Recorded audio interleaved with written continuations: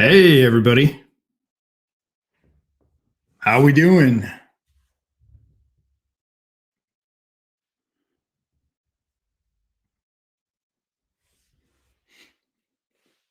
Hey, can everybody hear me? Are we going here? Here we go. All right, it looks like we're in here. Welcome to Big League Bourbon. My name is Chris Luddig, and I'm going to be talking baseball and bourbon. I see we got quite a few friendly faces in here. We got the Mash Bill, Bourbon Wrench, Tim Evans, Young P. Chang, Bourbon Neophyte, The Roop, Curbs, RIP 17. That's what I'm talking about.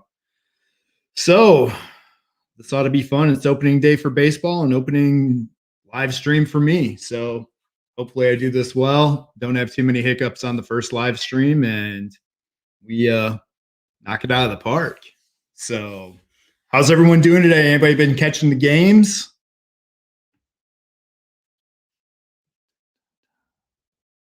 All right. So anyway, I just got back from doing baseball lessons, so it's been a good baseball day for me. Friendly fans here around the area watching the Cubs go down to my Pirates. So Pirates are up 1-0 on the year on the Cubs fans. Good for me, not good for the local fans here.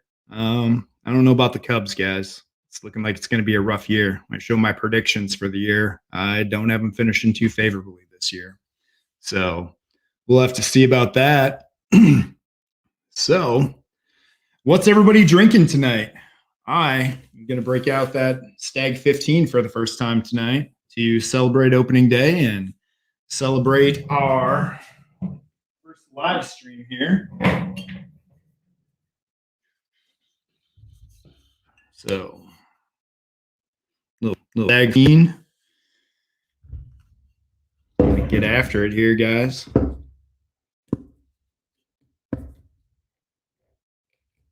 Jay Pitt in the house. What's going on? What is going on? So, I will do the best I can at this. Still figuring out some stuff here, guys. Nice cork pop.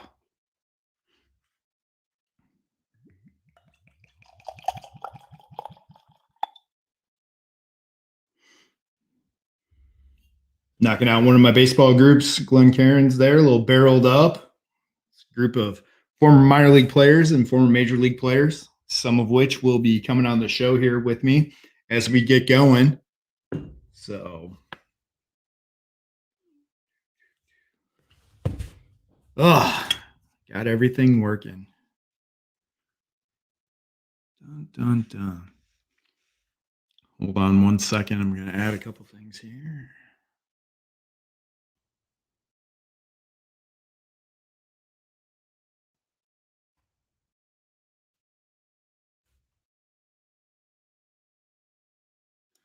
Dun, dun, dun. So, Curbs dropping America. Yeah, not all that good, but here's that first sip of the year.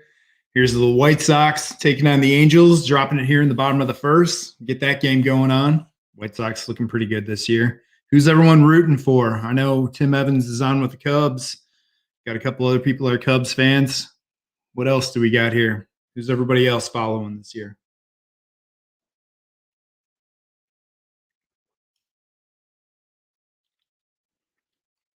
Yeah, that's good. That is some good stuff. The mash bill, the pods are in first. Yeah. Tatis going at it again. Man, the athleticism on that guy is absolutely insane. I can't believe it. He's going to be exciting for years to come. Oh, see, we got some Braves. We got some Pittsburgh. Bourbon Neophyte. I'm right there with you. I formerly played in the Pirates system. That's where my allegiance is. I'm a baseball fan overall, but they paid the check. They wrote it to me. So I will be loyal to the Pirates till the end. Can't go wrong there. A lot of history, a lot of great things that happened with those guys. I know I enjoyed it. So, oh,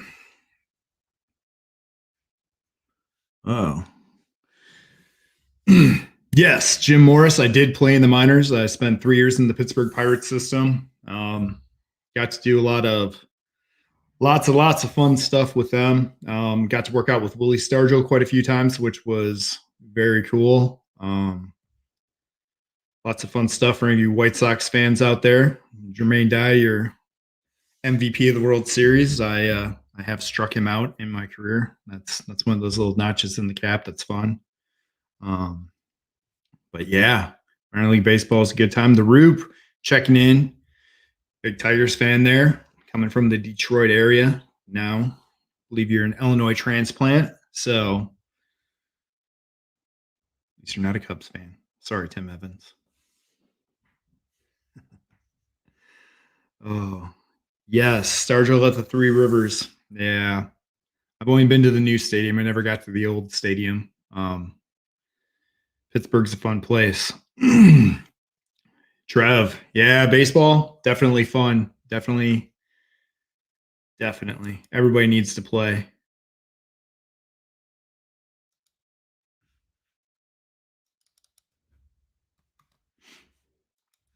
So, if anybody is interested in joining here, helping me out through this, I am all for it. I'll take and post the link here for anybody that wants to jump in and assist me here. This is my first stream and still working out the wiggles and trying to get after it here.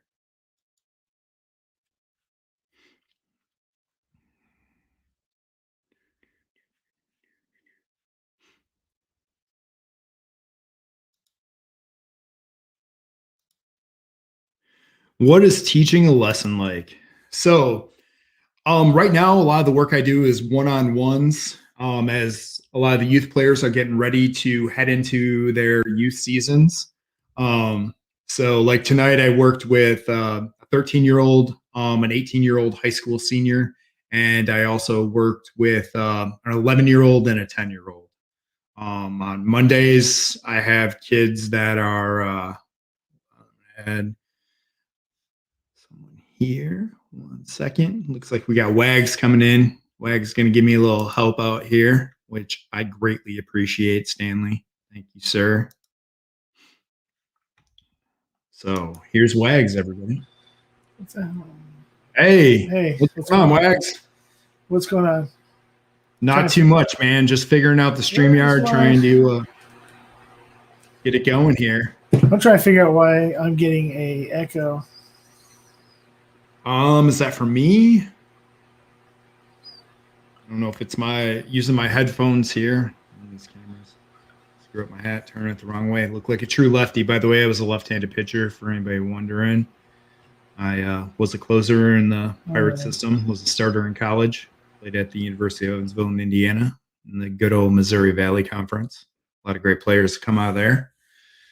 Wichita State, Southwest Missouri State.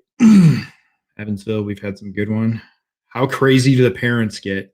I actually have really good parents these days. I've had parents in the past that are definitely interesting, to say the least. I've had kids who show up, and as soon as the parents leave, the kids will go jump on their phones and stuff. When those parents show back up, I tell them to save their money, because the kids have to be willing to work. And I'm just not going to take money from people to babysit. I'd rather work with people if I'm spending my time away from my family to do this, or, missing out on working with a kid that really would love to do this. So that's very important in my book on that. Unfortunately, there's a lot of families that expect you to be able to work wonders. Mr. Whiskey Shits. Hello, Jay Pitts. Oh, I see Evan Myers in there. He was one of the guys I worked with tonight. Hey, Evan. The cap I'm wearing. What is the cap I'm wearing? This is the Tampa Bay Harpins. It is the single A team for the New York Yankees. They were formerly the Tampa Yankees, but have sub-branded out. This design was actually created by Studio Simon out of Louisville, who has done a lot of minor league work and worked with a lot of the MLB logos that you see. Like he is the one who makes the opening day logos every year, usually, or has for the past several years. So some fun, exciting stuff. I actually re-upped with the Yankees this morning and be doing some more design work for them for a new series they have coming up. For most of you who don't know, Stanley knows, and a couple other guys. I own a company called Bland-Aid Design Group, blandaid.com. And I'm an illustrator and a graphic designer. And I've worked with a lot of Division I schools, a lot of professional sports teams. I actually made the logo that is on George Steinbrenner Stadium, which is the home of the Tampa Bay Tarpons and is the New York Yankees spring training complex. So it's a pretty big logo hanging out there all over the place. So definitely fun. I enjoy doing that and enjoy making all kinds of designs and illustration. Jay Pitts, would you say, did you ever play against the Midland Rockhounds? No, I did not. The highest I played in high A ball. I spent time in big league spring training as well, 2 years in a row. That's where I got my great injury. I popped my hamstring off the bone and kind of did one of these. Usually a hamstring tears a little bit to the side, on one of the sides of the hamstring. I popped it right in the middle. It's crazy. Yeah, it sounds like my injury. Achilles tendon. Normally Achilles tendon tears across. Mine tore 95% across and then went straight up like 3 inches. So I only had shriveled and did the run up. Yeah, and my calf, half of my calf muscle, just turned into this ball that went behind my knee because it moved. It didn't just cut across. It cut across. I was walking around. I didn't know I blew it out for a month on it. I was almost like dragging my leg, and I was going to work every day, and they're like, "Dude, you need to go see the freaking doctor." So, and they knew that I did it at work, so they sent me, took an X-ray, and said, now I've got this screen. They had to use cadaver and all this other stuff to put my Achilles back together. And it took like 6 months to be able to get back to walking normal. It was kind of that's how the hamstring injury was. I was pretty much dragging my leg around. Funny story, Cub fan Tim Evans. My workout partner at that time was Aramis Ramirez. He had also tore his hamstring while he was in the Pirate system. He was actually a AA player at that time. So that'll date me a little bit and let you guys know just how old I am. But spent every morning trading parts of the newspaper with him as we rode on the exercise bikes before going in and getting stretched out. That was our normal day. And Tim Evans has a great question here. How much minor league ball is politics versus talent? I wouldn't call it politics. I would call it more of an investment. So depending on where you're drafted and how much money they have invested in you is how things move around. Yeah, YPC, I cracked the Stagg 15 tonight for my big kickoff. Stanley, I picked up one of those the other day. I've yet to crack it. And I ran across the rare breed rye. So got that too. You guys rave about this stuff, so I had to grab one. Yeah, I was just talking about, I just got some bottles donated to the channel that were sent to me today. And one was a Japanese that nobody seems to have heard of. And the other is a Glen. I don't know if you're a Scotch guy at all, but a Glendronach 15 Revival. Yeah, for sure. I got that was awesome. Sent to me. That was sent to me by a subscriber today. This is really cool. Unexpected. I mean, they told me they were sending me some. They asked me about Scotch and about Japanese. I was like, well, I'm trying to get into Scotch, and I've never had Japanese. And they're like, okay, and they sent me a couple bottles. But I just want to bring up something today, because you're baseball wise. Yeah. Hugh Darvish freaking started today for the Padres. Mm-hmm. Yeah, you guys scored on that. You absolutely scored on that when the Cubs made that trade. Yeah, I was just looking. You got a frontline starter that made that young rotation you have now. into an absolute powerhouse. Yeah, Especially well, if they do bring up, or when they bring up Mackenzie Gore, and you guys are going to be stacked from 1 to 5, and it's going to be hard to get through that. It's an unbelievable starting rotation. well, see, the thing is that I knew that Jurix and Profar was going to be in the starting line. It was going to be a starter, but they still hadn't made everything official till like 2 days ago who the freaking starting 9 was going to be for opening day. And I just looked at the for opening day, and I'm looking at it. Okay, so Tommy Pham, okay, he's all right, freaking, but Tatis Jr., Manny Machado, Eric Hosmer, and Will Myers. Those guys are 2, 3, 4, and 5 in the lineup. Then you still got Cronin. You still got Jake Cronenworth. Then Profar, who's freaking. I don't care what anybody says about Profar. He's going to be freaking a badass eventually. But then I hadn't heard of Caratini. Caratini just didn't ring a bell. And he's Yu Darvish's personal catcher. That's what he's been lately. He was a top prospect for the Cubs. Plays first base, also catches. He's got a lot of talent. Good hitter. I'd say he's a much better hitter than he is a catcher, but he has really clicked with Yu Darvish. So he was kind of that must thing that needed to go with that, because Yu Darvish has had personal catchers in the past when he was in Texas, and when they got rid of those catchers, he did really struggle. Did the same thing in LA, didn't he? Yeah. Yeah. Yeah. But no, this is I mean, last year was a good Padres year. I mean, for me, it was a good Padres year. Definitely. But yeah, this year it looks like I said, there's other teams in the West. They're all getting old. They're all getting older as the freaking Padres are getting younger. I mean, okay, other than the fact that Yu Darvish is fucking older than freaking time itself. Nobody really knows how old he really is in real life, but yeah, well, he's not going to be like a lot of the Dominican players. One of the long-standing jokes would be when you would ask guys how old they were, they would ask you my baseball certificate or my birth certificate. Ruben Sierra, like Ruben Sierra, those guys. Yeah, I played with a player who was a pitcher in the Pirates system. His last name was Santos. Couldn't really tell you his first name because he just went by Santos.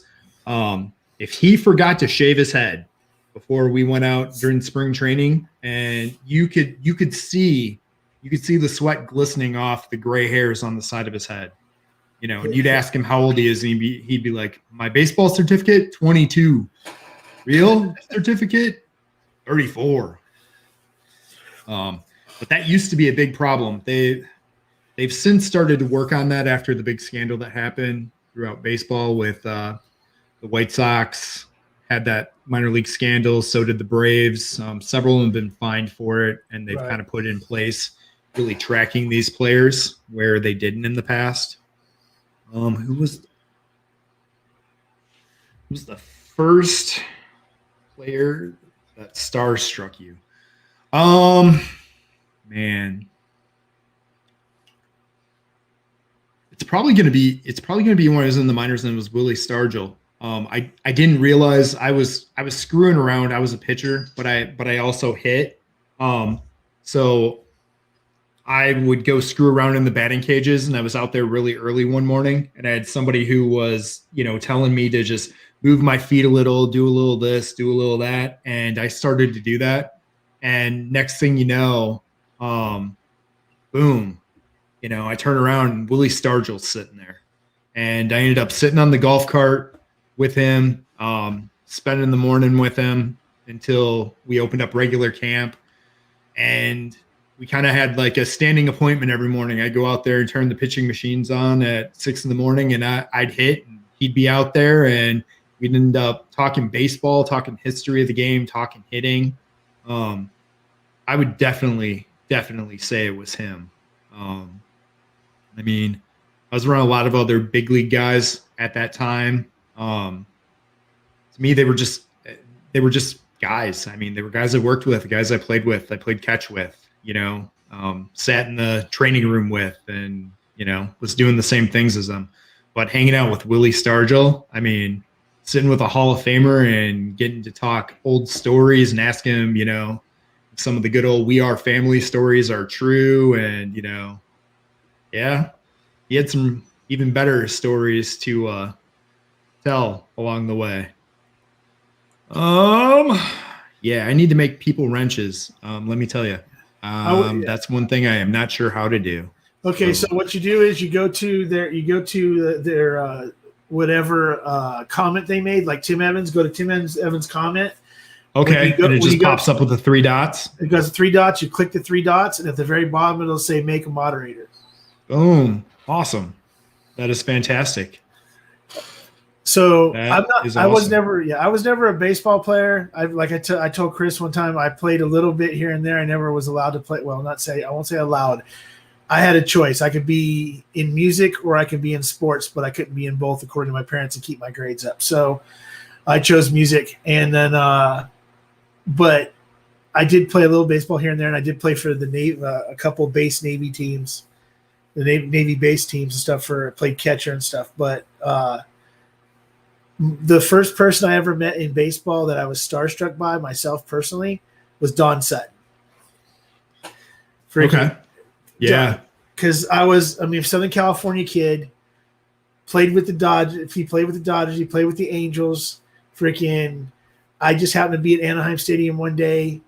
It was after he retired, and I was standing there just like watching batting practice, and he walked up right next to me and just like leaned on the freaking fence right next to me, and he asked me how I was doing, and I looked and I saw who it was, and it's like, Don Sutton's like, I don't know anybody else in Southern California that would know this, but Don Sutton was he was a big freaking person in Southern California for a really long time. And then my personal baseball hero I got to meet, which Chris knows is my favorite player, is Wally Joyner. Because that's when I was a younger and was an Angels fan and Padres fan. After Gritch and all those guys played for the Angels, Wally Joyner was the next big Angel that came out, and it turned into Wally World, and then Verbs. And that was just the way it, And so I got to meet him when he was with the Padres, and I got to warm up with him. I got to freaking throw back and forth with Steve Finley, with Ken Caminetti, with freaking Chris Gomez, all those guys off of that '96 squad. I got to meet Kevin Brown, freaking, these. Yeah, that was a heck of a team. Trevor Hoffman. Trevor Hoffman's another one of my favorite players. He's my second favorite pitcher. My favorite pitcher of all time. People don't, him. He's actually from the Pittsburgh Pirates. Is Kent Tekulve. Oh yeah, and that makes me really. I got to meet him as well. That makes me really an awesome dude. Yeah, Kent was awesome. I just always somebody asked in here who my favorite pitcher of all time was. Man, there were a lot of them during the day. But I grew up with my dad being a Nolan Ryan fan. My dad grew up Milwaukee Braves fan. Milwaukee was pretty much my team growing up as a kid, even though it was Brewers at that time for me. Actually my dad went to the 1957 World Series, so I actually have a ball in my collection that was from the World Series in 1957 when the Braves won it, Milwaukee Braves, and it's signed by all the players. So Henry Aaron, Warren Spahn, Eddie Matthews, Joe Adcock. I have a ton of Braves memorabilia. Still a Braves fan. My uncle actually did some work with them as well, so I got to meet a lot of the Braves back in the day. So once the set's done, this is just temporary, but the set's over that way. I'll be finishing it up this weekend. You guys will see a lot of baseball memorabilia up on the walls. Like I have all the old cards framed, tons of stuff from when I played, to go along with everything. It's pretty fun. I tried to get it done. That was the one thing I missed out on. StreamYard's going pretty good so far, I think. So yes, otherwise pretty good. But Nolan Ryan, man, I enjoyed him. His work ethic. One of the cool things I got to see as a player was when I was in college, we actually played at the Rangers Stadium in a tournament during our spring break. A lot of people don't know this, but in the old Arlington Stadium there was actually a room built right behind the Rangers dugout that actually had like an incline little hill in it. And he used to go in there between innings when he was pitching and run up and down there, and they'd have exercise bikes and stuff back there for him because he kept on going in between innings most of the time. Sometimes you'd see him sitting on the bench with the coat on, but a lot of times he was working out back in that room just to keep it going. So, and how can you not like a guy who a couple years ago got out on the mound in his 60s and still homed one up there at 86 for the opening pitch of a game for the Rangers. So pretty nice to see him get up there and do that, Just a quick question. 1957 Braves, was that the first year that Necro was pitching for him as a rookie? I believe so. I believe his cards with that set. Really? Yeah. Well, no, I'm saying because if anybody doesn't know who I'm talking about, the Necro brothers pitched for freaking ever in the major leagues, and they pitched in the people don't realize this decades that they pitched in before they finally retired. Yeah. It was just a joke on the Necros because I think it's funny that people don't realize. I believe they didn't. I think they played in the 50s era with the Braves. I think it was like towards the end there. They were they were part of that group. If it wasn't in the 50s, it was the early 60s when most of those players were still together there. And you would have Bob Uecker in that group too. Then towards the end of that time, who you all know if you've watched Major League or if you follow the Brewers, as he's their game time announcer. Everybody knows the Uke, especially if you were into the old Miller Lite commercials with the taste great, less filling. Once again, dating myself here. Just a bit outside. Yes, sir. Yes, sir. One of my favorite movies of all time. Ball 4, ball 8, ball 12. I can't believe these guys are not swinging at such close pitches. As funny as that is, that was my first college outing, Mr. Wagner. 14 balls in a row. Hey. 14 balls in a row. That was my first D1 outing. And then I had a mound visit. We figured out I couldn't see the signs, and got that down, threw 9 more pitches, had 3 strikeouts, successful inning. And from that point on, I wore glasses the rest of the time when I pitched. Where'd you D1 at? University of Evansville in Indiana. So U of I Evansville is a Division I baseball team? It's a University of Evansville. Oh, it's at a U of I. It's in Evansville, Indiana. It's part of the Missouri Valley Conference. Oh, okay. I forget that, like, when it comes to baseball and hockey and soccer and everything else, that there's a lot of Division I teams that people don't realize are Division I because they're not you don't usually hear they don't have a D1 football team, or they don't even have a football team, but they have like these awesome baseball teams or these awesome freaking lacrosse teams that are D1 that are winning like national championships and stuff, and nobody realizes it. But yeah. When I was at school there, we were actually the smallest D1 in the country. It was like 1,680 students, so really small. But when I first got there, our baseball team, we had a top 10 ranked recruiting class when I came in, and we had 4 teams that were ranked in the top 25. Both of our men's and women's soccer team, our men's basketball, which used to have sleeves back in the day. The only team that was still rocking out with sleeves, cracked the top 25. And for baseball, we were in the top 25 my first year. So it's not too shabby having 4 teams at basically, sports university, is what you had to call it, because 2 out of every 3 students, for the most part, seemed like they were athlete. All right, so anybody that's in the chat, has anybody got any you're talking to a man that's like his whole life is baseball. Has anybody got any baseball questions for the man? Any takes on freaking any kind of my question to you is and this is old story, but I never got to talk to somebody that's in baseball about it.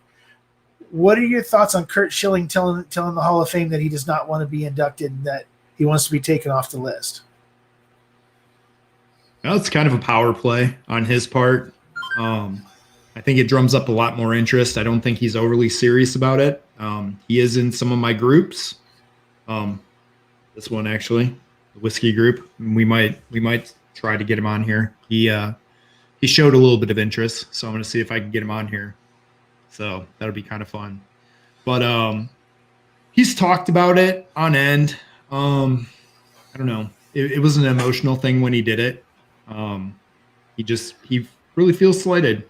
You know, I think he had a very good career. I think he was very successful. Some of his numbers don't add up to Hall of Fame level at times, but you look at the World Series, you look at a lot of the things he did. He's a big game pitcher. His postseason work is Hall of Fame all day. The thing that hurt him most is the beginning of his career when he came up with Baltimore, and that was at the beginning of their decline, and they were terrible. So, he missed out on a lot of wins and things like that early on that hurt him. J Pitts, the Stagg Jr. Oh my God, the nose on this is amazing. And while it does drink with some heat, not gonna lie, there's some heat on it. Man, the flavors you get, outstanding. A lot of that caramelized burnt sugar. This stuff's good. I can't believe I waited as long as I did to crack this bottle open, but I can't think of a better day than opening day and first time doing the live stream for the channel here. It's I love it. By the way, the White Sox are up 1-0. Watch out. That's one of my World Series contenders for this year. The White Sox? The White Sox, man, they got a great group. One of the things that hurt them the most right now was Eloy Jimenez and his injury. When you have a power hitter that's a 35 to 40 home run guy, hits around 300, not a good outfielder. And he went for that little move to act like he was hanging over the fence with his arm on it, and he ended up popping the pectoral muscle there. Not smart, man. Just not smart. He is not a guy that you pay to catch balls. He's a guy that you pay to hit 40 home runs and drive in runs and hit 300. So, sad to see him get hurt, but they got a lot of talent with Andrew Vaughn, who was their first round pick 2 years ago. I mean, he'll fill in. It's just, we'll have to see what happens with him and see if this hurts him, or maybe it won't. Big shout out to Bourbon, who was out looking for some midwinter night dram for me today. Thank you, sir. You put the miles in for me. Appreciate it. All right. So you were talking earlier about your picks for the different divisions, the division winners, who you're basically okay. So from what I understand, they're going to use the same playoff scheme as they did last year and add the extra teams again.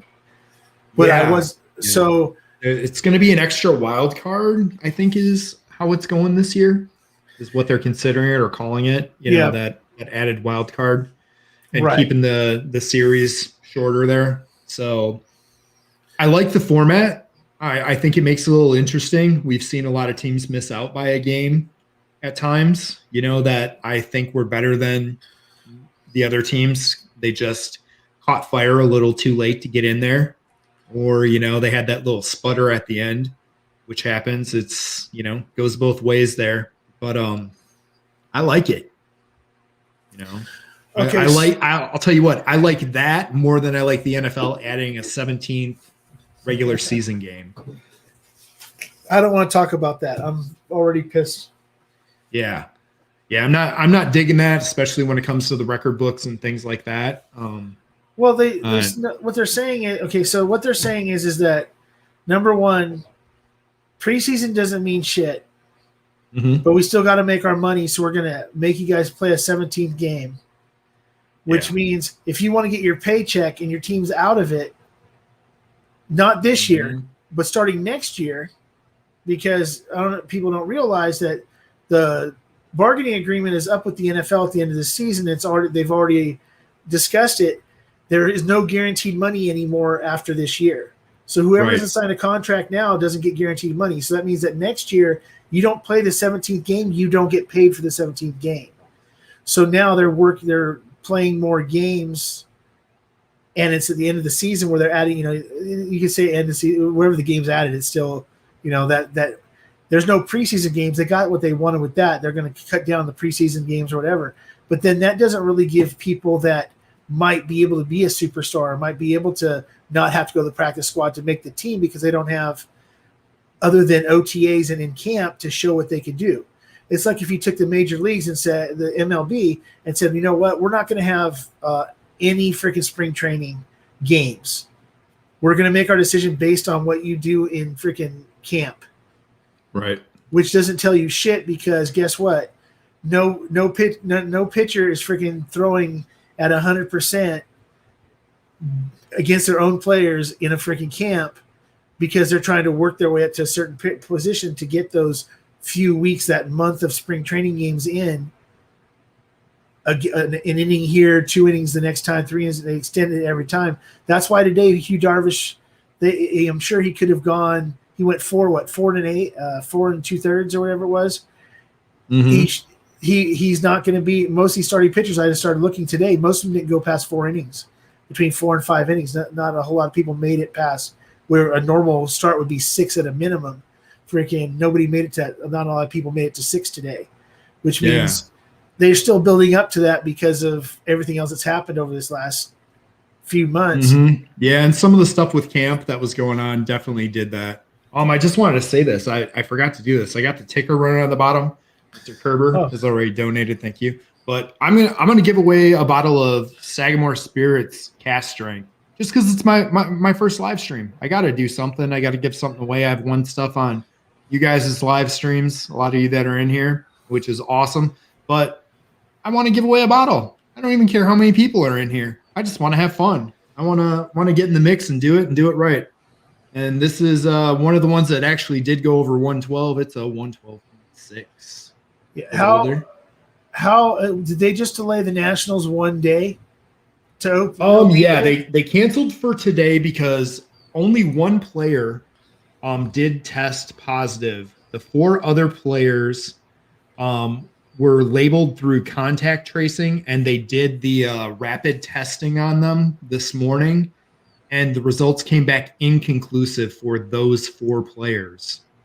And they weren't going to have time to get players from their alternate site to the game to be able to run the game, but they will be testing the 4 players again tomorrow morning to see if they're good. But they do have other guys coming from their alternate site just in case. So the season will kick off and we'll get to see the new $341 million man, Francisco Lindor, take the field for Steve Cohen's Mets. So yeah, crazy. When you talk guaranteed contracts, baseball, 100% guaranteed contract. Oh yeah, and Bobby Bonilla is still getting paid. Oh, that's because he deferred money. That was one of the smartest plays ever. He deferred money, and he's going to be getting money forever. And Lindor just did the same thing on part of his contract. He actually gets paid through 2041 on this 10-year deal. Yeah, so it's not as big as as what's going on with Bonilla, who's getting paid forever. But yeah, it's still coming. Yeah, it's unbelievable. Tim Evans, thank you for the donation.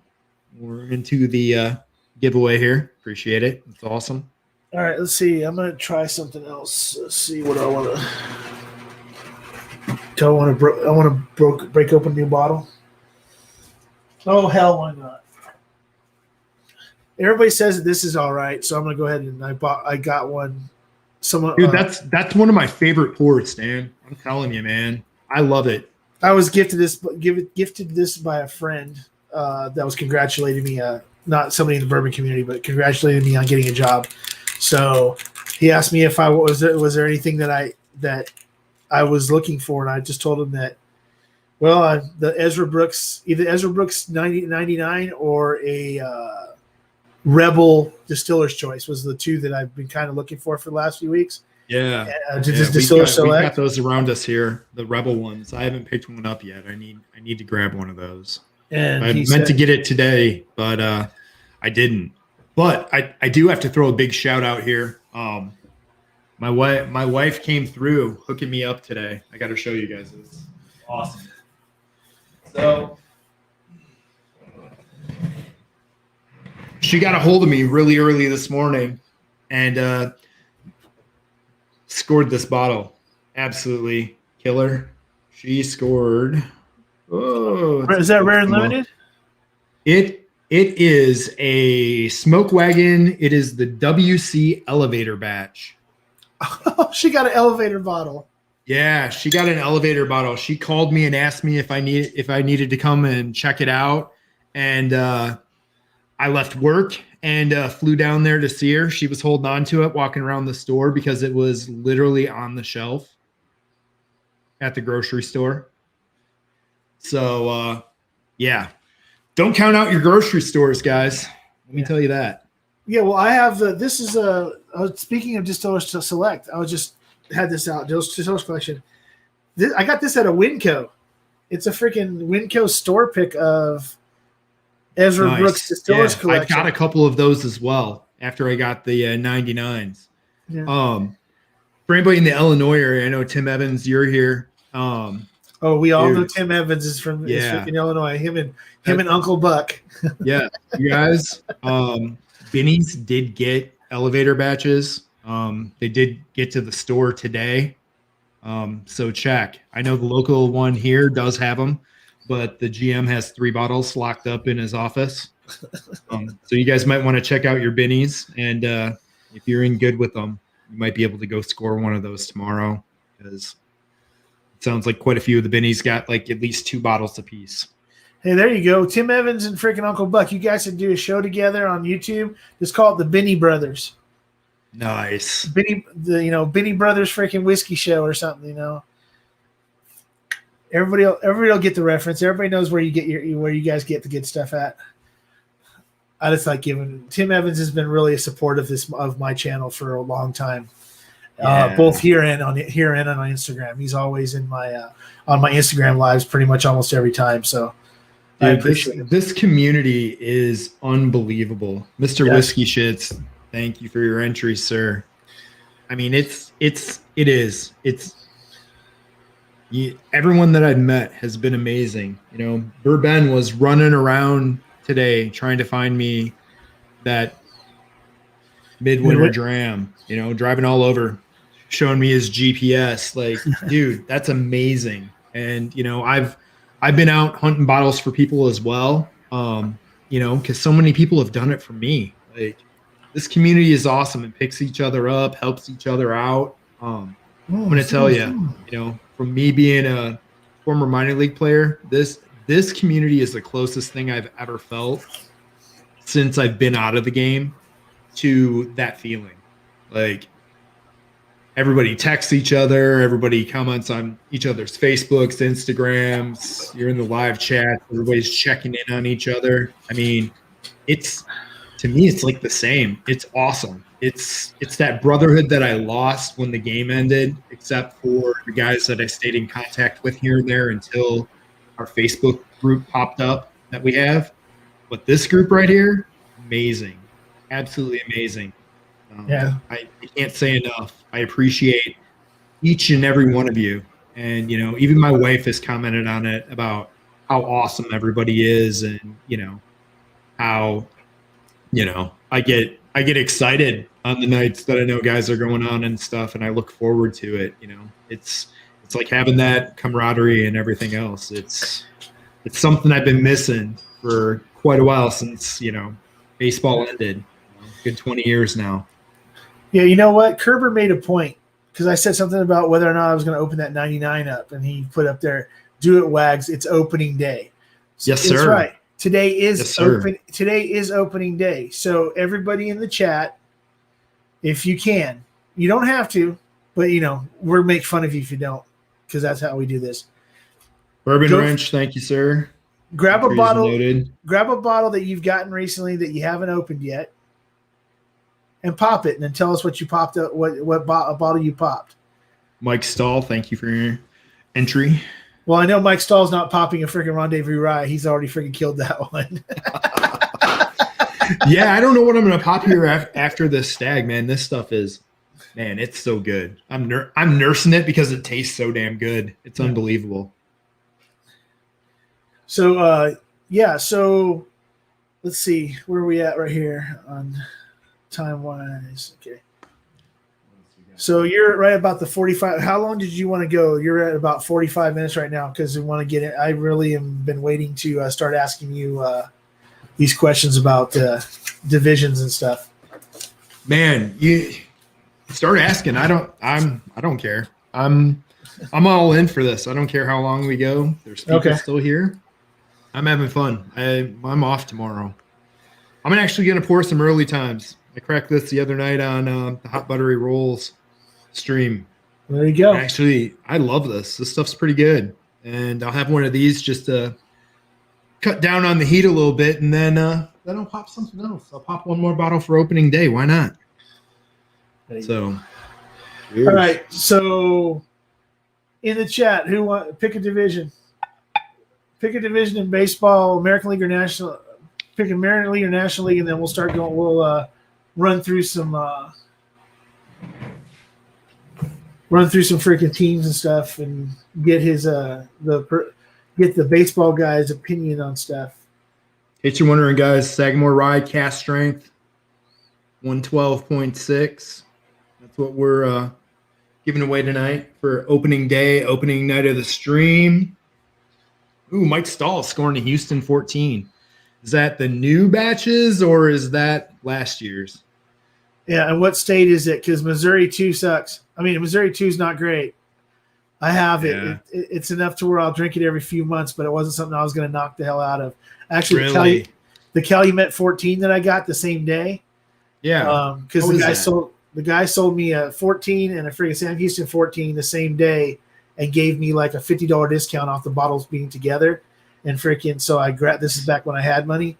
And the Calumet, I think, is actually better than it's a Missouri 2, which was the latter part of the year in Missouri. Mm-hmm. I don't know. I don't hear anybody that says anything good about it. I heard the Florida batches are good. I heard Ohio, was it the Michigan batch or whatever it is? Yeah, was good. But let's see. Alrighty then. So, what do we got for the division? Let's see. Hold on. So I saw AL East pop up on there. So let me try to do this. This is another StreamYard first for me. So do this. Do you want to try share screen? Yeah. I'm trying to. Okay. Yeah. So you just tap the share screen at the bottom, where it says share, and then you either can use a second. There we go. I got it. There you go. Good. All right. Boom. So here's my my picks right now for the American League East. Okay, so here's going to be my question. That way I can make it a little bit more interesting for everybody else. Yeah, for sure. Okay, so you got the Yankees, Rays, and Blue Jays. I'm not going to even. Mm-hmm. You've got the Red Sox and the Orioles at the bottom. Understandably, I know why. But what is the one player for one of the top three teams that if they're lost to their team has no chance of being at the top? So, like, if the New York Yankees lost a player, it would definitely hamper them, and maybe they wouldn't win the division. For the Yankees, it would be Garrett Cole, hands down. I mean, okay. The way he's throwing right now, their pitching is a different dynamic than it was. They do have Davy Garcia coming up. He's a top prospect. We don't know what we're going to get out of the two guys that have been hurt the last 2 years, and German, and they've had so many injuries. But Garrett Cole he's carving it up. He looks great. Spring training was great, but I mean, if they lose him in the front, that's really going to hurt, especially after they let Tanaka go. He's back in Japan. That's another guy that was eating innings that you can count on to get stuff done for them. But that would be their Achilles heel on that one. As far as outfield depth goes, they've got it. I mean, Jay Bruce was an afterthought that became a need due to an injury. They got Mike Tauscher. They still have Brett Gardner, who came back on a reduced contract. Clint Frazier is honestly one of the best bats in baseball, but the kid can't keep his mouth shut on social media, especially talking about the organization, which is the one thing that's held him back. Besides the fact that he's probably the closest thing to Juan Gonzalez in the outfield if you followed baseball in the 90s. I mean, maybe Jose Canseco. Taking balls off the head, going over the fence. One gone. Yeah. I mean, he's not a great outfielder, but man, the kid can hit. But I mean, and then you got Judge, you got Stanton who can get out there and play some outfield, but he'd probably blow out an ankle, a knee, another Achilles, who knows? I mean, that guy's lower body is very fragile, as we've seen the last few years. It's held him back.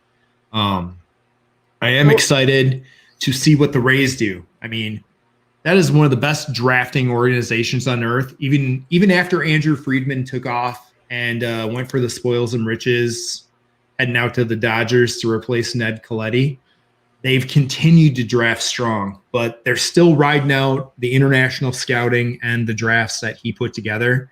I mean, they have another guy who is a possible Rookie of the Year candidate and one of the best middle infielders. But once again, he doesn't have a spot because they have an amazing shortstop that was one of the top prospects 2 years ago. So Wander Franco's trying to learn how to play second base all of a sudden.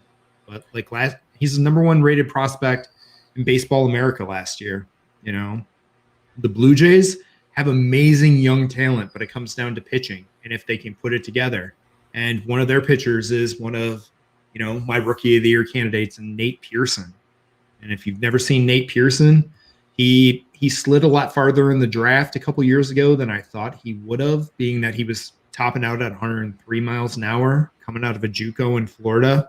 But the kid's 6'6", 240, big body, absolutely brings it, has control, nice breaking ball.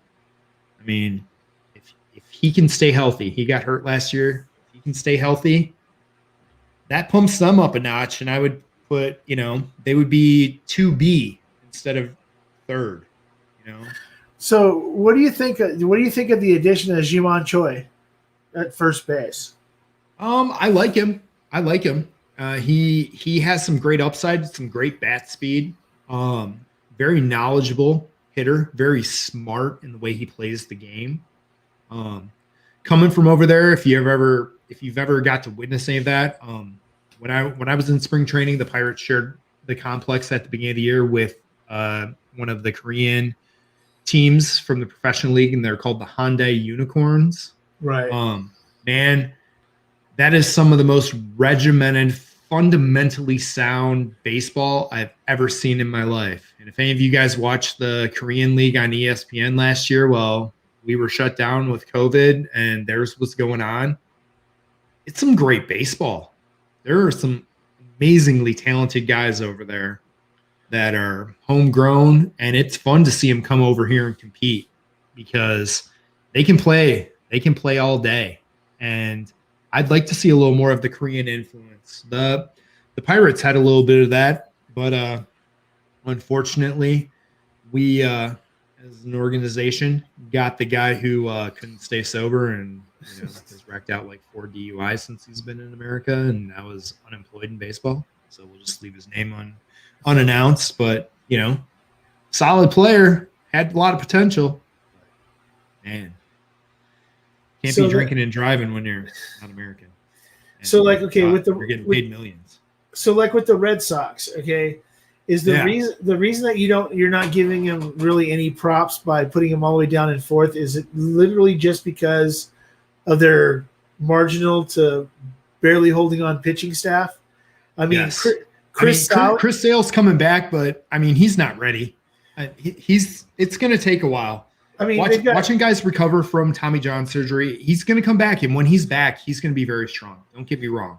I've watched guys get that surgery and come back better than ever. Oh yeah, we were talking about that. It's like taking the pit stop and getting loaded up on gas and getting some fresh tires and ripping your best times around the track, man. For some guys, it's the magic pill. Even for some guys coming out of college, Right. You're a high draft pick. Don't mind seeing you blow it out right away and getting a new one because, well, they seem to last 8 to 10 years and guys are good to go. Some last longer.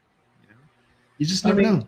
Because like truthfully, like if you're talking like just non-pitching, they got Cordero in center. They got freaking Hunter Renfroe in right field, right? And then they got they also got Hunter Renfroe, and they also got JD Martinez. So there's your DH rotation between the two of them, right there. That covers your DH easily. But what about? Why would they bring over from a team who had a crappy pitching staff last year? Bring two of their pitchers over from the Angels in Garrett Richards and freaking Mike Andriese. Why would you bring them over when money right now? Because Garrett Richards was freaking. Look at the Cubs. Look at the Cubs. One of the greatest baseball markets. They started their own channel. They've got a lot of great things going on. They did get hurt last year by starting the channel and the amount of money they invested in it. That hurts, man. That hurts. I like this right here, Jim Morris. There you go. But it's like the Cubs. They know they're in a rebuilding era, so they're not investing a lot of money in the pitching. If any in the Chicago market, if you listen to the score, you could have heard Jed Hoyer talking today when he was asked about Rizzo being re-signed, and then that broke into a Chris Bryant and Javier Baez. And he flat out said they haven't even begun talking to them, and the agents for all those players have not reached out to start talking about a re-up.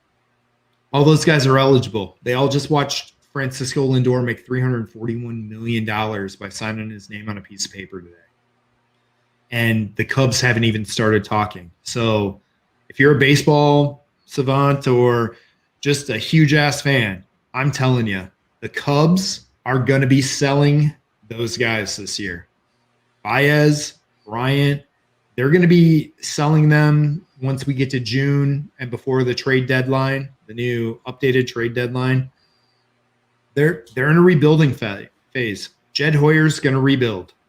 It's what he did with the Padres when he was there and got you a lot of the young talent that you have, Wags, now. He was the architect of bringing a lot of that young talent in before he jumped over and went with Epstein as the assistant GM. So, I see it happening. Otherwise, with the amount of money they have going on there in Chicago with the TV contracts and everything else, you'd bring in better pitchers than, Pittsburgh Pirate castaway Trevor Williams. The Pirates didn't even try to re-sign that guy. And frankly, the Pirates have some talent, but Trevor Williams he's expendable. And to me, he's a fifth starter, if not a middle relief guy. So, when the Cubs brought him in, brought in Kyle Davies, who's a great player. I like him. But when you have Kyle Hendricks and Kyle Davies, two guys that throw the same, and on the slower range of things, you mix in Trevor Williams, that's your top three pitchers. It's a sell year. It's a rebuild for the Cubs, man. They're saving money. And Boston is in that right now because they wrote all those big checks, and they don't have the pitching and they don't have the farm system. So they're in a rebuild as well. They let Mookie Betts go, for Christ's sakes. Yeah.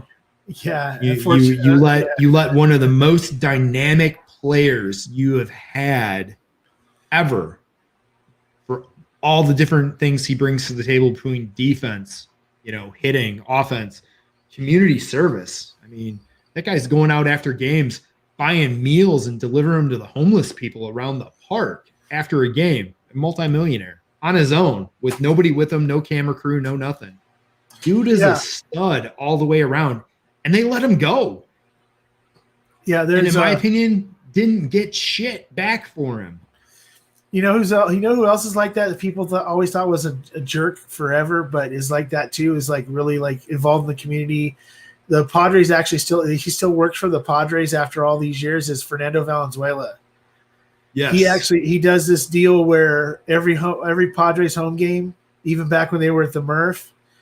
He takes a bus. He charters a bus, goes down into Mexico, and brings people straight to the stadium for the games, and then takes them back across the border after the games on the like 1 or 2 games a week when they're in town and stuff like that. And he does a lot of community service in San Diego and still puts out tens of thousands of dollars in money out to all these different places and stuff. I mean, and the Padres keep him on. Trevor Hoffman works with the Padres and he's huge in the community. And he still works for the Padres in the office and stuff like that. So, yeah, when you got someone like that in your organization, whether he's a player or a former player, you got to keep a hold of them because they're like the link of when something goes bad with the team. They're the one where like, well, hey, Mookie said it's going to be okay, but then you ship him off to freaking Los Angeles, where sorry to say he's going to get lost. He's going to get lost in the sauce in Los Angeles. Pure and simple. There's too many with like people like Justin Tucker and those guys like that are so huge in the LA community. Like the amount of money they put out Tucker has put out so much freaking money on this, him and his wife in the last couple of years. You'd be amazed how much money they've given away and for charities and stuff like that. I just don't think that what Mookie does is going to be seen as much as what they're doing. Yeah. And it's unfortunate. Yeah. It's very unfortunate, There's a lot of players out there doing a lot of great things that get overlooked. So you're quick. Yeah, everybody's quick. No, it's your show. I shouldn't be doing this. But baseball quick update. The White Sox are up 1-0 still in the 4th. Astros up over the Athletics 1-0 in the 4th. It's a West Coast thing. And then you've also got the Giants, the Mariners, Giants leading 3-0. Those are the night games off the West Coast. So let's see. So here we go. We got the AL Central, and I've been talking about the White Sox. Man, when I think baseball and I think the playoffs, other than the worst use of a bullpen ever by Rick Renteria in the playoffs against the A's last year, using 8 pitchers and almost all of them in 1 inning. Don't get me started. That was a loss. But this year, when you think about it, they brought in Lance Lynn. That guy eats innings, which saves the bullpen. And you're talking about a guy who almost won the Cy Young last year. I mean, it's impressive, at least to me. You got him. You got Lucas Giolito, another guy who is a Cy Young candidate this year, probably the strongest candidate behind Garrett Cole right now. Dallas Keuchel or Keuchel? Yeah, Keuchel, another overlooked great arm, But I mean, that's your 1, 2, 3 right there. And then you bring in Ronaldo Lopez, who's running around still trying to figure out, 26, 27 years old, but buzzing, 97, 98, has a slider that's unhittable when it's on. That's your number 4. You got Dylan Cease, 100-mile-an-hour arm. He was part of he came over with Eloy Jimenez from the Cubs. The Cubs gave up 2 amazing players for Mr. Quintana, who, helped along with the World Series, but I don't think he can turn out a Quintana that, the White Sox definitely have got with Eloy for what he has for the future, and Dylan Cease with his potential. But you look at that, and then you get into the first 2 arms of the bullpen. You've got Michael Kopech. He's back this year. That's a starter in the future here in another year or 2. That guy throws over 100 miles an hour. Then you have Garrett Crochet, first-round pick 2 years ago. Another 100-mile-an-hour arm, but from the left side this time. Both guys over 6'4", just bringing it. So you got 200-mile-an-hour arms. Then your third guy out of the bullpen's throwing 98, 99. You got Aaron Bummer, who's had a couple good years. Signed Liam Hendricks, one of the best closers in the last couple years in the AL. I mean, that bullpen, oh my goodness, man. That bullpen is set to fire, Because I'm looking at the bullpen, and the bullpen is like Dylan Cease, Evan Marshall, Cody Hewer, Matt Foster, Jose Ruiz, and Jace Fry. That's who they got listed. That's not right. I'll tell you that's definitely not right. This was straight off the freaking MLB website. Yeah. There's something up with that because that's not the bullpen. Okay. It should be Bummer, Crochet, Kopech. Let me pull it up.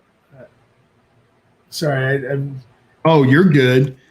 You're good. Don't worry about it. Yeah, I'm just looking at the player list according to MLB, and yeah, like right now you got Aaron Bummer, Garrett Crochet, Matt Foster is there, Liam Hendricks, Cody Hewer, Michael Kopech, Evan Marshall, and Jose Ruiz. Okay, all big arms. So Cody Hewer, and Jace Fry were the ones that I said that aren't there. Well, yeah, the Jimmy I'm Cordero. Not sure who that is. The Jimmy Cordero. Nope. Yeah, because I'm on MLB.com looking at that roster, and they're not on the active roster. They're on the 40-man roster, which is what you might have seen. Okay. All right. And when you're looking at this, the Minnesota Twins, hey guys, they're legit. They're legit. Rocco Baldelli came in and changed that culture. That's another guy that came out of the Boston area. You know, Tampa Bay, Boston, came over here to the Twins, has changed the culture after the Paul Molitor years. Sad to say, Paul Molitor just wasn't all that as a coach, and I grew up watching that guy as a player. Wow, great player, shit coach. Oh, kind of like Robin Ventura as a coach. You know, great player, shit coach. I used to love watching freaking Molitor when he played for Milwaukee and when he played for freaking Minnesota, but with Kirby Puckett and freaking all those freaking Minnesota Twins. That was cool. Yeah, I got some good Kirby Puckett stories from back in the day. I got to spend some time with the scout who actually found him and followed him around. I thought maybe you were sitting next to him talking to him and you couldn't figure out if he was talking to you or not. Well, that could have been too. Kirby was an interesting dude, man. That dude loved his women and loved his drink. Let me tell you. But when you grew up in Cabrini Green, if you know anything about Chicago or if you've ever seen the show Candyman, you know what Cabrini Green is. One of the worst projects we ever had around here. And he came out of there.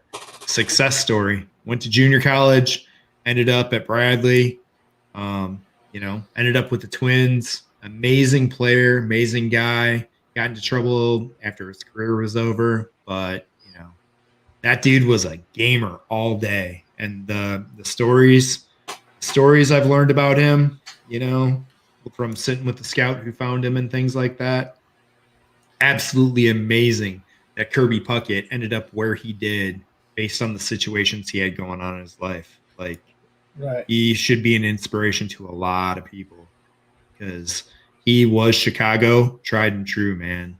Like, seriously, R.I.P. Kirby Puckett. That dude was a Twinkie for life for the Twins, man. Cheers. So now that we've seen that, the Root, man, hey, your Tigers, you've got some goods coming on. I'm going to tell you that. Oops. You've got some goods. Casey Mai is finally showing up. It's coming. And as much as I don't want to say it, Houston Astros are still the favorite in the West. I'd like to see the Angels pull it off, guys. I want to see a little more pitching out of them.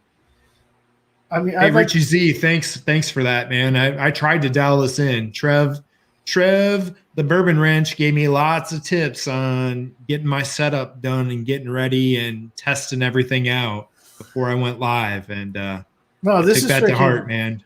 This looks freaking good as hell, dude. This is one of the best freaking first streams that I think that anybody's done in a while. Like the look to it and stuff like that. Thanks. I can't wait for you guys to see the set. I'm disappointed I didn't get it done. That's 100% on me. I had a contractor fall through that was helping me, and my best friend came over last night. We worked on it till 4 a.m. We didn't get done. It'll get done Saturday, but it looks pretty good. I have tons of bottles and boxes that I need to get up. I just did a little makeshift back here on my bookshelf for today, so is what it is. But when you get to the American League West here, guys, all these teams are players. I think everybody's involved here. I think 1 to 5, it's probably the closest across the board in all 6 divisions. And sorry, Stan, I cut you off. What were you going to say, bud? Oh, no. My question is that people are polarized over the whole Houston Astros thing with all the quote unquote cheating, blah, blah, blah, whatever. Yeah. Now, you played freaking baseball. Yeah. I've been involved with coached baseball teams on the field, like on being security and seeing what actually goes on in the dugout and stuff like that. And the thing is that the only thing Houston did wrong was get caught, because, sorry to say, guys, if you don't know, everything that Houston's was doing has been getting done since the 60s. Oh, dude, so much of this stuff. One of the greatest lines in baseball that I learned a long time ago: if you're not cheating, you're not trying. Every team is looking for a competitive edge. Every player is looking for a competitive edge. If Jay Pitts is still in here, dude, I'm just going to tell you, your Texas Rangers, dude, during the steroid era, everybody saw it. Nobody wanted to call it. But when you have guys that were on a minor league team named Ivan Rodriguez and Juan Gonzalez, they played A-ball. Ivan Rodriguez was a great catcher and weighed 140 pounds. He went home for the offseason. Juan Gonzalez was a 165-pound outfielder. Both those guys came back the next season. Ivan Rodriguez, 200 pounds. We're talking 3.5 months. All muscle. Juan Gonzalez, 225 pounds, 60 pounds of muscle in 3 months. If you've ever been in a weight room, you've ever lifted, you know it don't happen. I had friends that I played college ball with and played travel ball with back in the day who, you know, they will stay unnamed, but they were definitely adamant about the fact that when you went home for the offseason, you got asked if you wanted the off-season package sent to your house. Yeah, and the thing is like I was saying they weren't the only team doing it. There was a lot of teams doing it. Oh no, hey, you know what? I'm a big boy. Okay, I'm 6'4", and when I was in the Navy and working out all the time, I was like 235 and 6'4", 235. I stood next to Mark McGuire. And I looked like I was freaking Sean standing next to Dan Shook, because freaking he's gigantic, and so is Jose Canseco. Yeah. Jose Canseco is not as tall as people think he is, but Jose Canseco is a big freaking boy. Yeah, and then like me, you know, I'm out of shape now. Ain't gonna lie, but my shoulder width is stupid. I'm as wide as a doorway. Yeah, I mean that's what carried me pitching. I'm a 6'2" guy that ranged from 225 to 230. You know, I was built lower half wise. My last year when I was playing, they wanted me to see if I could come back under 200 pounds. That was their goal for me, instead of playing at 225, because that was back when, you know, if you're over 200 pounds, it's too heavy. There was that worry. You know, so I came back at 198. I had to bust my ass like crazy to get that small, because my frame, I have a big frame, man. It is what it is. But I came back with a 31.5-inch waist, and my thighs were 32 inches apiece. You know, you want to watch somebody walk bow-legged? Yeah, that's what I was doing. But I mean, I could push the weight. I could squat the house. You know, I could kill the leg sled, and it helped, man. Think about the biggest muscles in your body when it comes to pitching. You know, you get to your shoulder and your elbow. We're talking about tiny ligaments and tendons. Right. So something has to run that. And you know, your biggest muscle set, you have your glutes, biggest muscles in the body. Most people don't try to use them. You've got your quads. You get into your glutes and quads, you can throw gas all day, man. You know, that's kind of my tagline here. 100 plus, man, proof and fastballs. That's what it's got to be, man. I hit 100.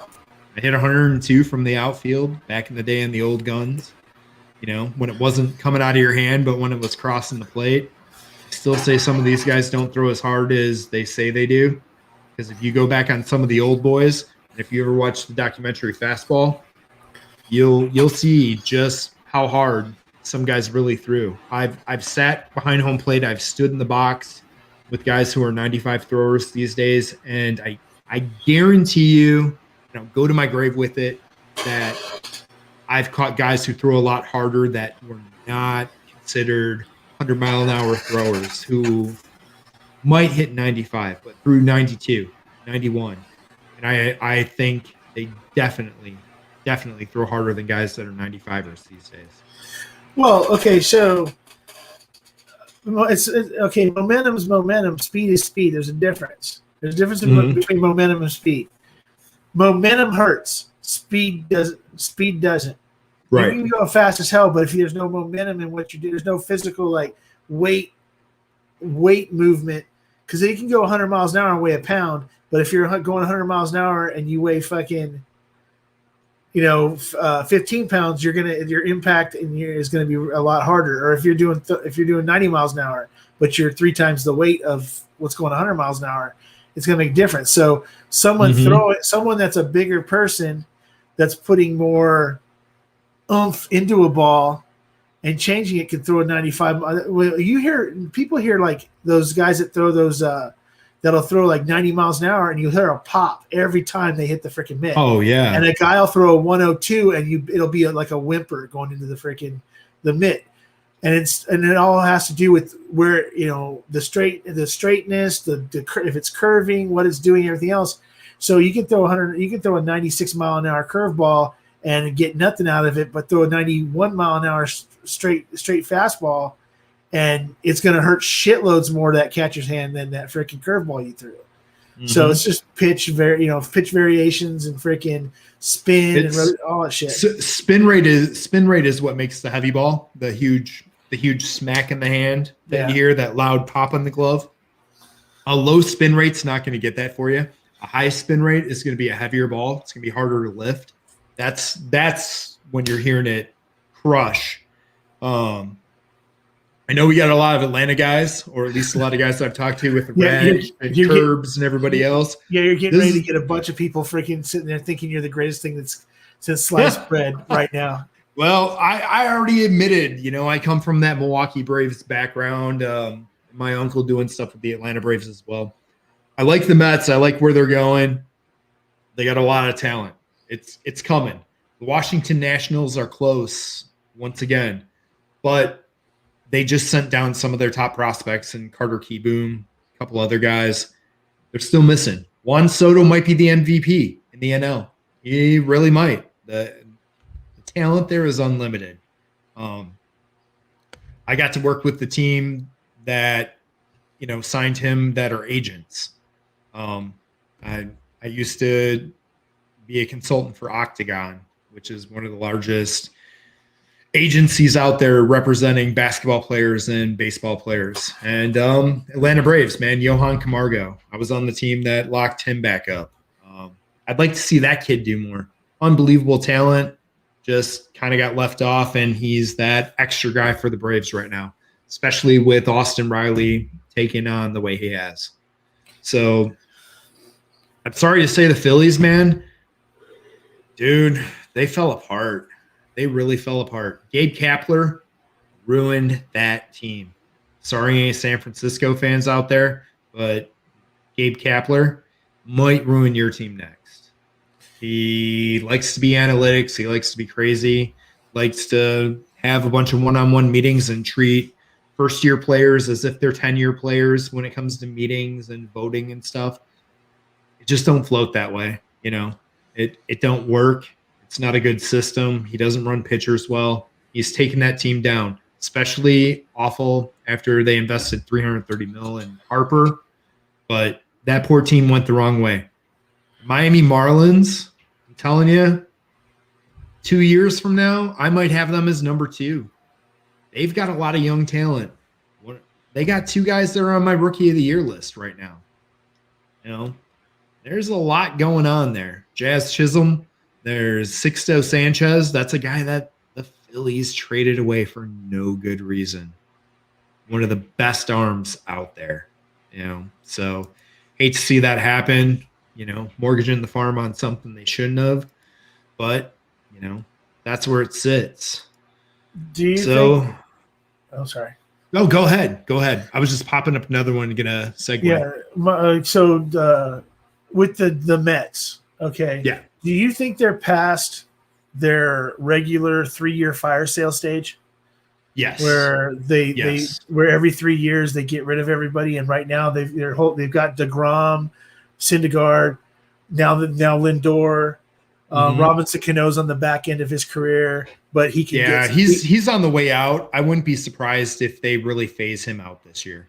Well, but for a team because the Mets historically, if they're in a specific position at the trade deadline, have been known in a certain group of years to immediately go into fire sale, and that's over, man. Okay, because Steve Cohen's in it to win it. I'm going to say that because they offered Lindor the $325 million for 10 years. He came back with 12-year $385, and then they said no way. He came back. Thanks, Curbs. He came back and wanted $341 million, and Steve Cohen said, "I'm not going to let $16 million ruin this season. I want this season to rock. I'm not going to let this guy we traded for, who is our potential face of our franchise going forward, get away over 10 years for $16 million. He said, write the check. They wrote the check. Job's done, man. They're spending. They're up and coming. They have some farm system players. Pete Alonso is still a young dude, still getting it done. There is so much going on there. They're here. They're here again. It's almost like they're coming up in the 84 when they had Gooden, when they had a young guy named Darryl Strawberry. Gary Carter got brought over. Keith Hernandez. They're going for it. They're trying to be the player in the big city and trying to steal the thunder back from Big Brother right now, the Yankees. Yeah, but they have a potential to do it right now. They're there. But we know from history that the Mets can win a World Series and then the Yankees can end up in last place, and it doesn't make anybody like the Mets anymore in their city. It's like the Jets. If the Jets win the Super Bowl, nobody gives a shit because they're not the Giants. The fucking Jets, man. If it wasn't for Gary Vee still talking about the Jets all the time, if you know who Gary Vee is, the Jets wouldn't even exist. Yeah. Since Gary Vee's dream is still to buy the Jets, even 10 years later and becoming the powerhouse media company he is with Vaynerchuk Media, dude still wants to buy the Jets. I commend him for that. And I'll segue into this right here. St. Louis Cardinals. Here's a team that decided they were going to spend the money. The Cubs have won a World Series. The Cubs have beaten the Cardinals. Okay? The Cardinals are ready to take it back. They went with Goldschmidt, pulling him in. Now they went out and got Arenado. These guys are tired of finishing behind the Cubs, and they're here. They're coming. They've drafted well. They've built a strong pitching staff. They've brought in 2 cornerstones in Goldschmidt and Arenado. You got Pete DeJong playing high-level shortstop as a mid-round pick coming out of Illinois State University. Wasn't supposed to be anything. And look at what he's become. These guys are coming. The Brewers have so much talent in the minors. If they quit doing the fire sale like you were talking about with the Mets every year, they could be there. They've got a great bullpen. They've got some quality players. It just depends on what they're going to do. The Cubs are in fire sale mode. The Cincinnati Reds, I would have had them in second right now, but with losing Trevor Bauer, that hurts a little bit. They have one of the best pitching coaches in all of baseball.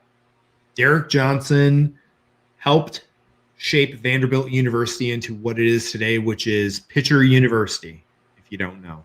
Right now, they got two of the top pitchers in the country because the guy who followed him up, Scott Brown, amazing pitching coach.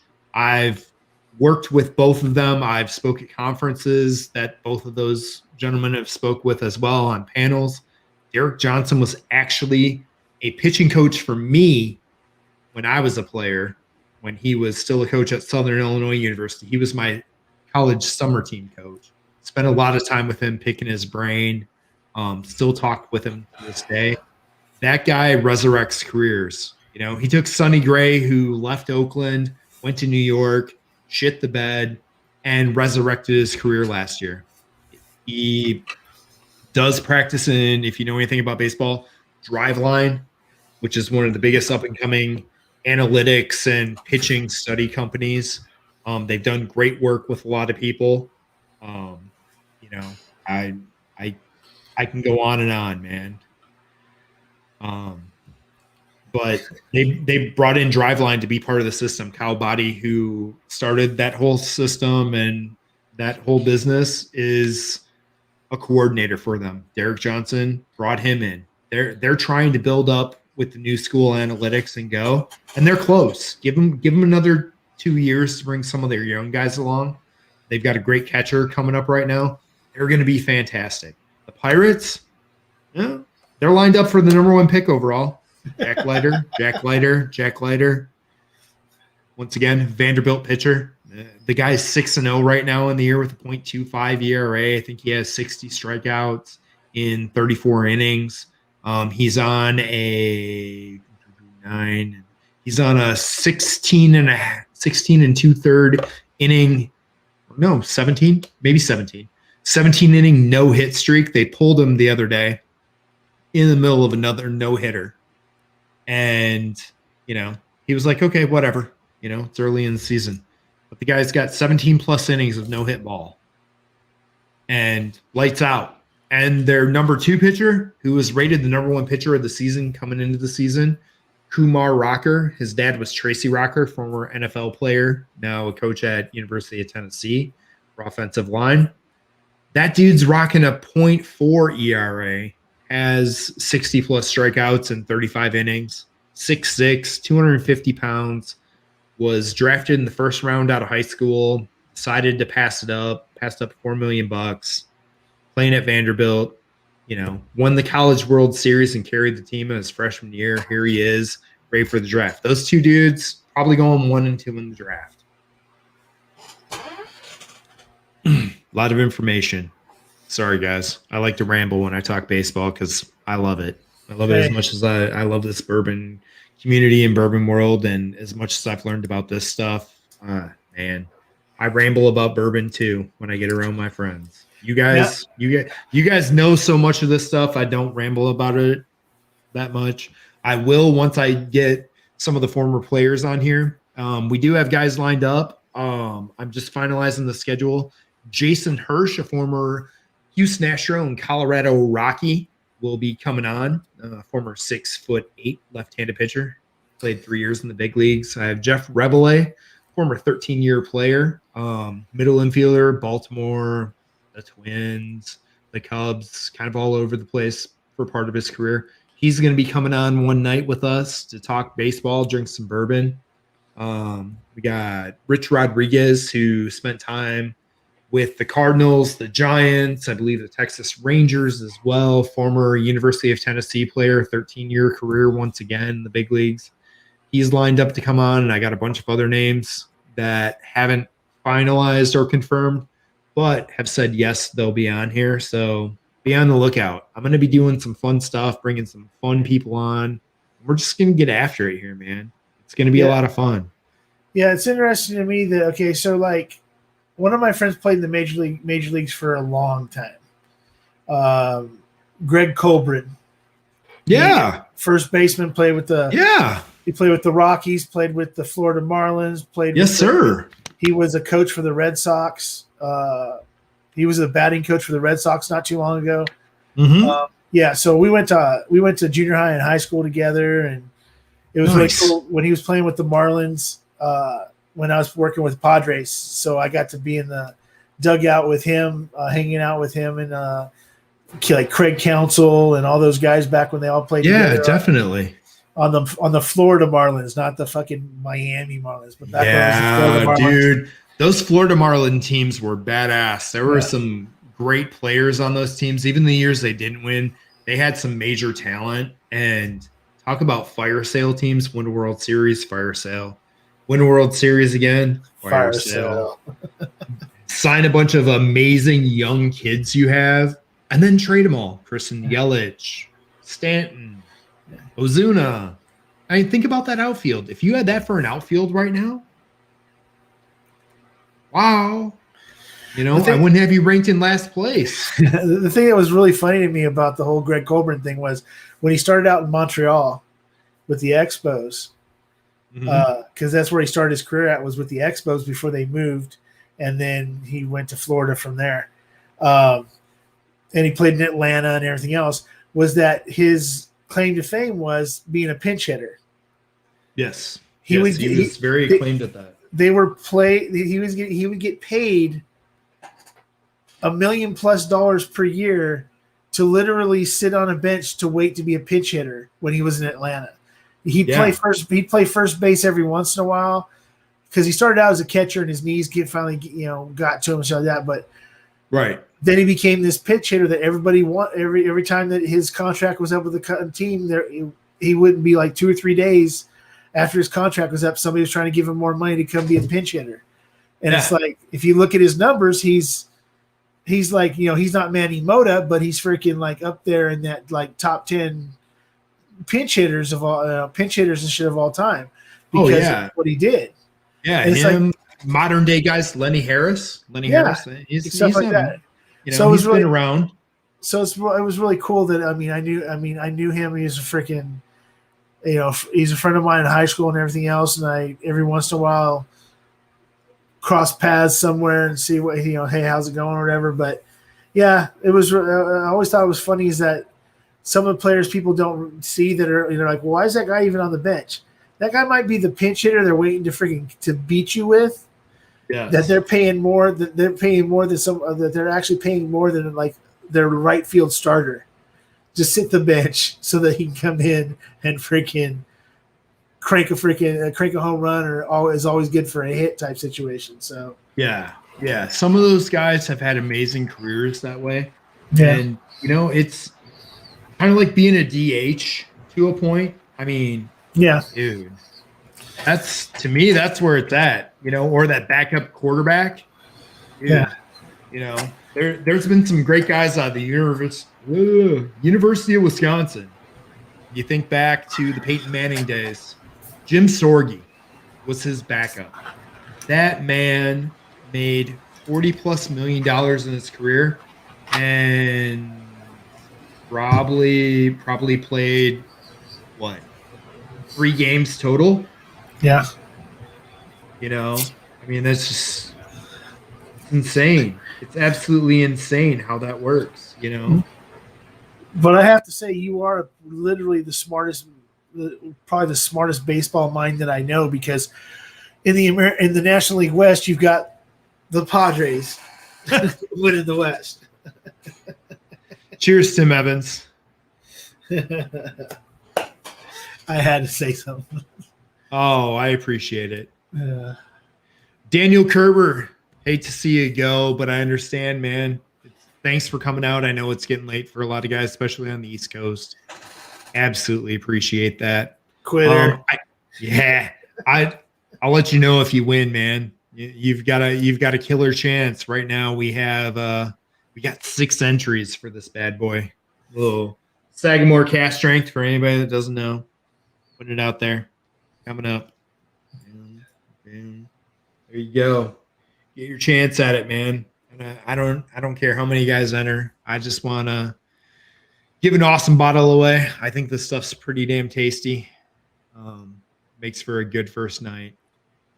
You guys make for a good first night, man. But I'm picking the Padres over the Dodgers. There's a lot of heart there. there's a lot going on. I see a lot of moments where the Dodgers can implode. The Dodgers will make the playoffs. They will make a deep run, but I can't say they're going to win the division. I think San Diego takes more pride in winning the division than pulling a wild card right now, and I think that is a great building block for them going forward in their quest to get to the World Series and win it all. And I think this is the start right here, But the Dodgers know they can do their thing and not have to win it all and hold back a little bit. Doesn't mean as much to them. But I like it. The Rockies, I got them in last, man. You got rid of Arenado. You didn't bring anything back. Diamondbacks had a lot. They did a fire sale. Giants, yeah, the Giants, they're in that in between, man. They're in that in between. I don't know what to say. They should be a lot better than they are. I guess that's what I say. I'm disappointed. Do you think Clevenger makes it back before the end of the season? Oh, for sure. I think he makes an appearance. I think he makes the appearance. He starts coming back. Do you think that they work him and then hold him out until the back half of the season? Oh yeah. He would be last week or two addition to the season. I really don't think I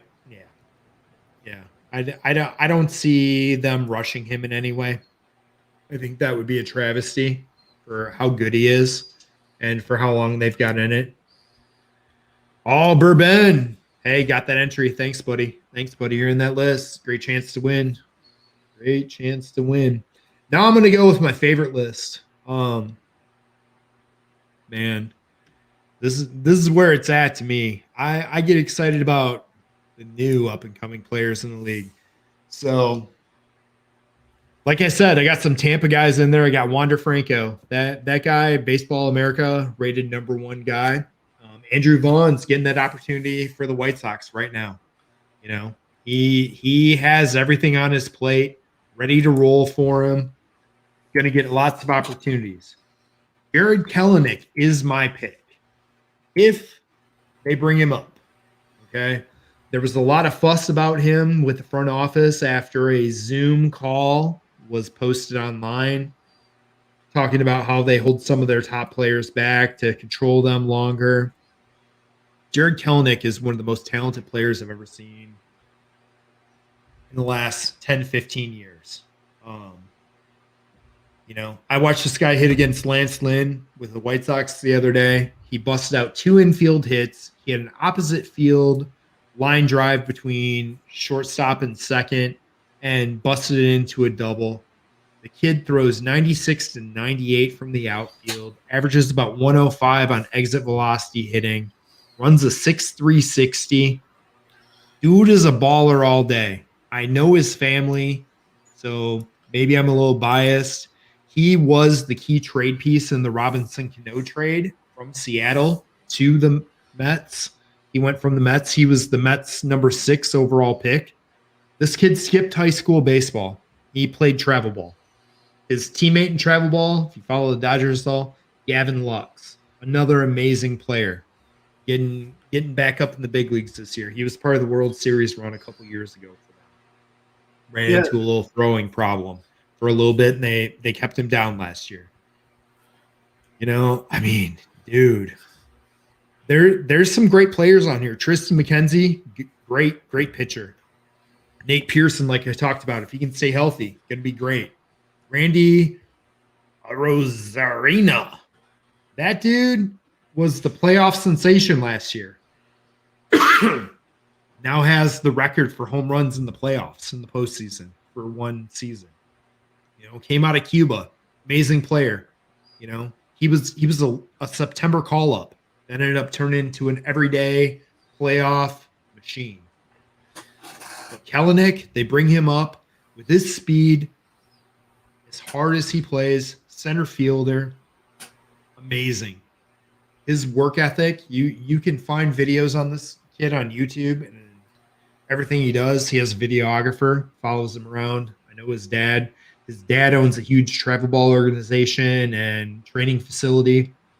He also is a co-owner in one of the bigger gyms in Wisconsin, Waukesha, Wisconsin, that the Watt brothers all train out of. They actually live right up the hill from the gym, drive down the hill. Several of the University of Wisconsin players train there. NFL guys are in there all the time. NBA guys are in there all the time. Major League Baseball players are in there. That gym is insane. There's an 80-yard full-size football field width-wise, guys. Not, I know it's longer than 80 yards, but 80-yard football field. There's a full NBA court in there. It's 2 stories. It's unreal. Been in that place, taking players there. Man, like this kid's got everything he needs to be unbelievably successful, and he plays hard. He plays hard. You're not going to find a guy that's going to out hustle him or outwork him. I'll tell you that. So he impresses me. Yeah. So Wander Franco. Yeah. He had two badass too. He had 2 brothers that already played in the Houston Astros and the Giants. They were also, their names were also Wander Franco. His brothers have the same name, just I think the middle name's different. Yeah, yeah. But his uncles are Eric and Willie Ibar. So okay, baseball's in the guy's blood. I mean, for sure. He was the youngest one in the family out of all of them, and that plays through. The younger brothers are usually the best one, except in the Canseco world. Ozzie wasn't quite Jose. Yeah, he was drafted as a 16-year-old by Tampa. International signing, not drafted. Yep. Well, okay. He signed with the Tampa Devil Rays in 2017, and the kid's only set 20 years old. So when he was 16, he signed with I forgot, international signings are the same as like soccer players. That gets internationally signed at like 8 years old, but then going to Camp Nou in freaking Barcelona and debut when they're freaking 18 years old, and they've already been in the system for freaking 12 years and stuff. Yeah, for sure. So that's my go-to on that. I'll show you guys my National League picks. So it's just Rookie of the Year. I didn't do the Cy Youngs and all that stuff. For you Braves fans out there, get ready, man. Boom. I'm telling you, Ian Anderson, out of the state of New York, is a bad man. I like Brian Hayes. Comes from good lineage with his dad, Charlie Hayes. Mainstay for the Pirates, and then on to the New York Yankees. Brian showed a lot of home run potential I never saw in his game. I looked at him as a great defensive player and a 280, 290 hitter. And last year he came up and he was crushing the ball, put up 6 home runs. The guy, he was doing it, and this is going to be his first full year, and he did it during COVID. So I'm excited to see what he does. But Ian Anderson would have been my pick for, top draft pick in that pitching class. And here he is now. And he is the gem of that pitching class. The guy came up last year, was lights out at the end of the season, stepped up big time on that playoff run after they had a couple guys go down. And he's going to be a force. And I think he is the leading man for it, even over Sixto Sanchez for Miami. I don't think Sixto is going to put up the win totals that are going to get him where he needs to be. Just too young of a team, not going to finish where it needs to for him to be as successful, not going to have the run support. Jazz Chisholm, another great player with Miami, but once again, same problem. My St. Louis guys, the St. Louis guys are probably going to be upset about Carlson. That's another fantastic player. But I'm telling you, Ian Anderson has proven in a stretch run and in the playoffs, he's legit. And now he gets a full season to show you how good he is. So I'm calling it there. That's what I'm going with. And, that's my pick for Rookie of the Year. And those are my picks for this season and what we've got going on and what I see happening. NL MVP, I know we didn't talk about that. Man, Cardinals, guys. Cardinals. Arenado and Goldschmidt backing each other up. Got Yadier in there and DeJong back, as protection. It's hard for those guys to lose, But then you got Lindor with Pete Alonso. And it's going to be a hard play. So I don't know. The NL MVP is going to be really hard to pick, in my opinion. I think that's going to be the hardest one to pick this year. And, there's 2 teams, 4 guys between those 2 teams. That's going to be a run. So what's everybody drinking? What everybody pop? Is anybody popping anything new here? I'm about to pop another bottle for opening day. Opening day, open the bottle. Let's get after it here. That Stagg was fantastic. So time to open a new one. See what we got.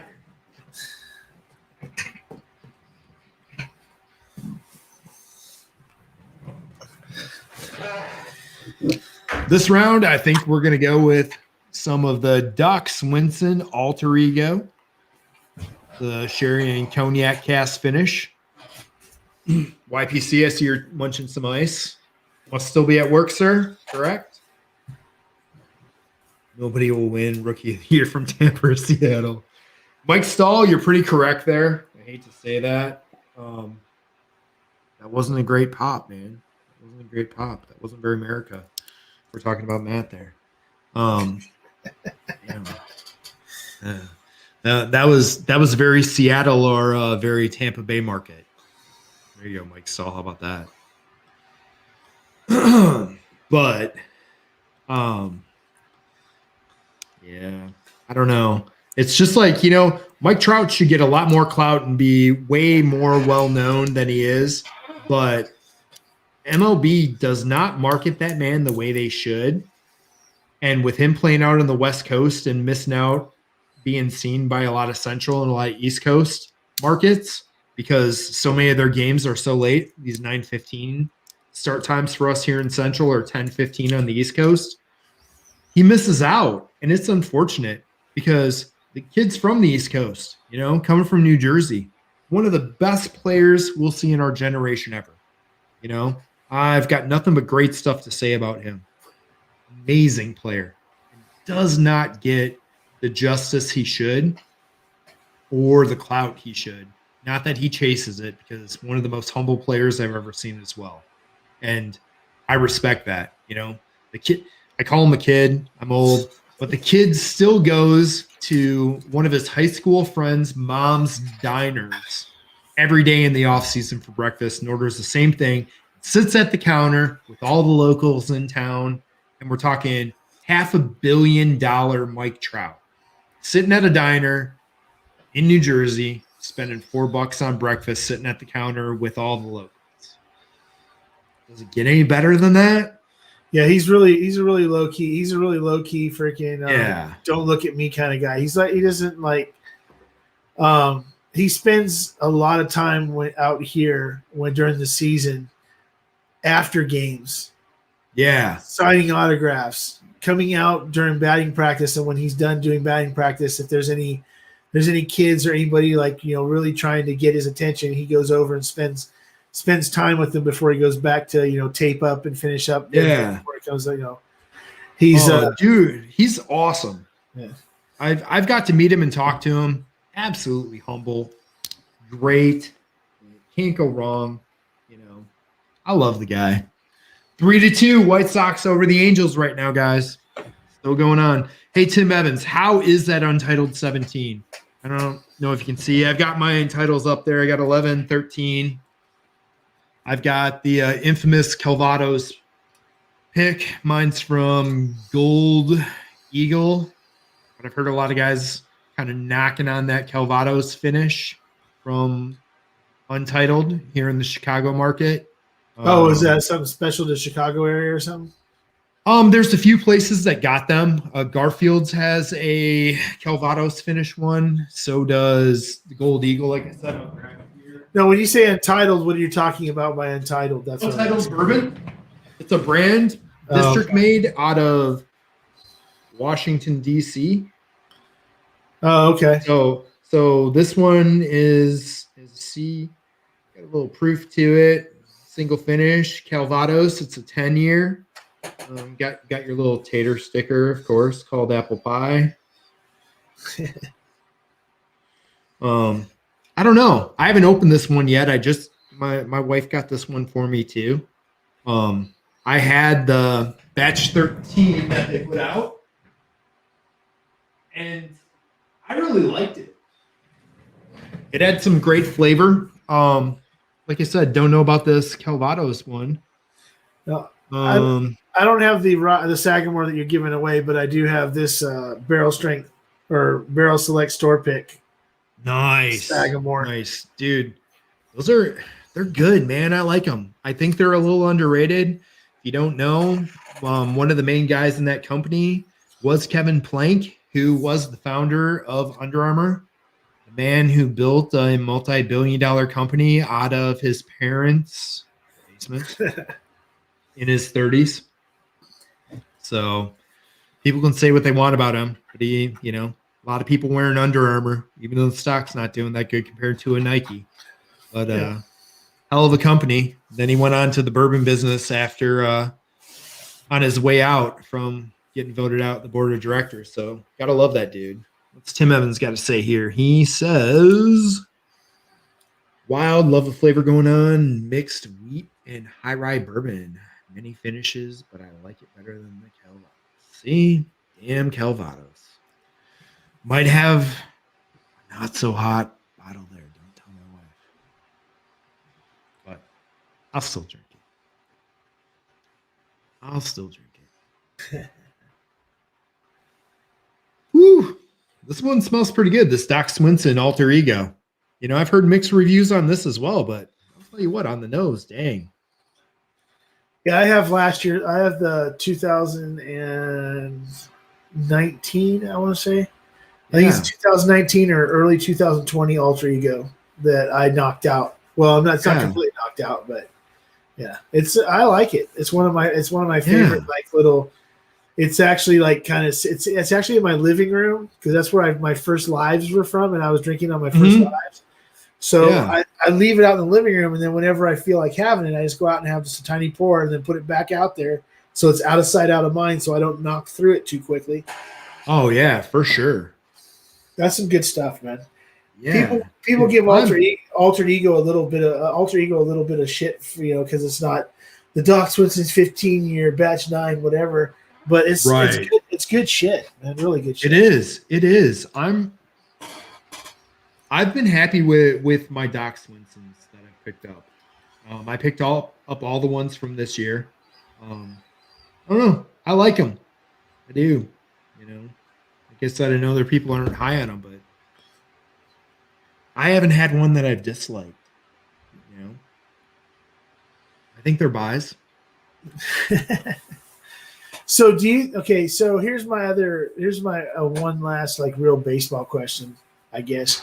Do you think that because of COVID, that when it comes down to trade deadline, when it comes down to sending people down, bringing people up and everything else, that they're looking at it a little bit differently right now, to where some of these players that, say, before all the pandemic happened, may not even be on the teams that they're on right now, or may not even make it past the trade line in a normal year, that they'll be on those teams because they don't want to take the chance that giving them up puts them in such a bind because people end up testing positive. We saw what happened with Washington today. Yeah. Now, if people think that's the last time that's going to happen, they're batshit crazy. Okay. So if you're the Mets, right, and you can get, you got Syndergaard and DeGrom and all this other stuff in your pitching staff, are you willing to maybe give one of them up to get something else at some time during the season? Are you going to be willing to do that as much as you would, say, if there was no pandemic? Because I don't think that if there was a pandemic, that some of these big name pitchers, some of these big name players would have already been up on the trading blocks, or would have already been talking about, you start hearing the rumors, people don't realize that you hear rumors from baseball if you know the right people. Opening day of if this team is not at this point not at this place at this point, these are the players that are most likely going to be freaking put up. They're going to be put up for freaking trades and stuff like that. Does that change because of COVID? I would think it would have to. I don't think it does this year. A lot of stuff got held back last year, and it set teams' plans back a year from changing people out and making some trades. It's put some teams in very uncomfortable positions. I think the Cubs are one of those teams right now. I think they would have liked to move a Bryant last season when he had more trade value. But unfortunately, the COVID season was so short and he never got hot. He started out so slow that it made his numbers look terrible. I think it ruined his trade value. I think it ruined his free agency value. I think last season cost Chris Bryant $150 million on his next contract.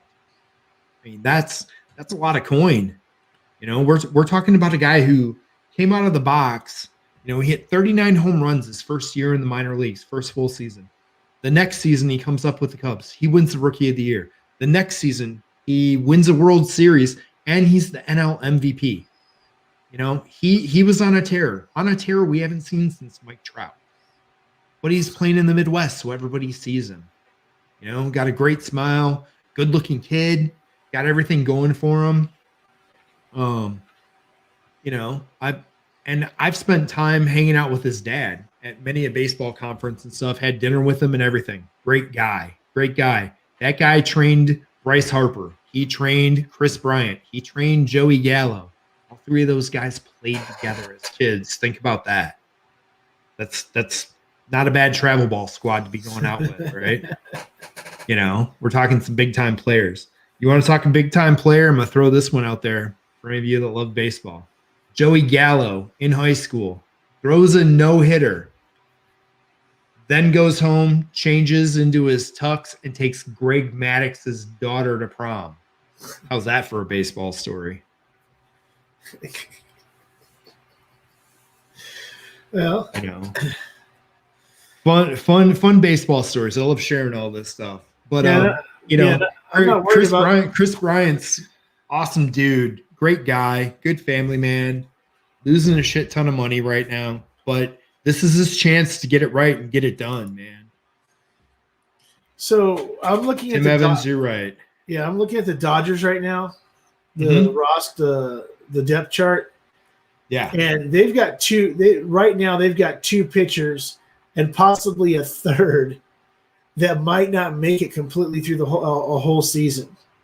We talked about Bueller last night or the other night. Mm-hmm. Yeah, last night. But I'm looking at Julio Urias. I'm going to say it. Yep. I'm looking at him and I'm looking at Clayton Kershaw.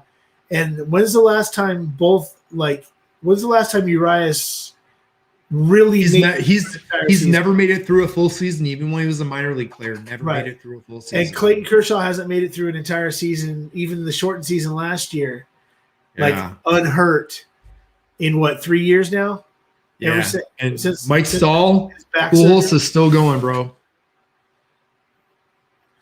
So that's what I'm saying is that we're talking about 3 of their 5 starters. More than likely, 2 of them at the minimum will not make it completely through the season without going on the freaking DL. There's just not going to happen. They don't have the history of doing it. Yeah. And their relief, what they have in the pen right now, they're not looking too hot either. Right now, you're looking at. Oh, you're cutting in and out, Stan. Am I? Yeah. I'm sorry. Yeah. So right now, their pen. David Price is day to day. Freaking Joe Kelly's day to day. So now their bullpen's down to 3 pitchers. Yeah, Joe Kelly's kind of jumped the ship in my boat. You know, he had a great season for Boston the year before they brought him in. If it wouldn't have been for when he did that last year, I mean, he's kind of unnoticeable. It's kind of all over the place. Bourbon beginnings, true. Urias came into the majors at 18. Supposed to be the second coming of Fernando Valenzuela coming out of Mexico. lots of talent, left-handed kid, had all the hype that Fernando had coming in. Not there yet. Not yet. He's got great stuff. I'd like to see him succeed. I like him. I really do. But he's got a lot of work to do. A lot of work. A lot of work. I'm just saying, freaking, I can't, you know, I don't like the Dodgers. It's not easily, you know, people they don't say, hey, I wonder if Stan likes Dodgers. There's nothing about the Dodgers I like. Okay, I don't like the Dodgers. I don't like the Raiders. I don't like the Kings. And I don't like the Lakers. Okay, I like everything opposite of them. But they're just too in their bullpen, in their pitching rotation, in their bullpen. They're just too old. I'm sorry to say, and it sucks to say it. They're too old and they're too injury prone. I mean, look at David Price. He's the freaking oldest guy in the freaking whole team, and he's now day to day. So does he even? Yeah, and what is he? What is David Price? I think he's 32, 33, and the oldest guy on the team. I mean, that tells you what they got going on. And I mean, he's a $200+ million expendable contract to them right now. You know, but, they had a $4 billion TV contract. Yeah. Money's nothing right there right now. Yeah, I mean, because they're on TV every freaking night that they play. Just like people don't realize, like the Padres they have a deal with Fox Sports freaking San Diego, where all their home games are all televised no matter what. So, and speaking of, the truth is that last year I was supposed to go to like all these. I bought all these tickets for all these freaking games at the stadium, and I didn't get. I couldn't go, and it was the first time I was going to be able to actually see Petco Park because I hadn't gone down there yet. Dude, that place is awesome. I was out in San Diego 3 years ago? No, 2 years ago. 2 years ago. I didn't go last year. I went the year before. Stayed right down in the main area there. I think we're at the Hilton. Right. That's what it was for the convention center. Dude, that place was awesome. Went to a couple games. That park is phenomenal, man. Like, yeah, I've heard it's amazing. It brings some of the old school charm and new school. Like, it was great. And mind you, San Diego, quality. I like San Diego.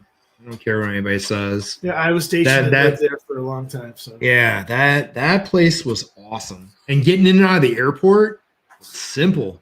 Like dealing with O'Hare and Midway. Shit, man. I go to Milwaukee a lot of times to fly just because it's way easier. But San Diego, even easier.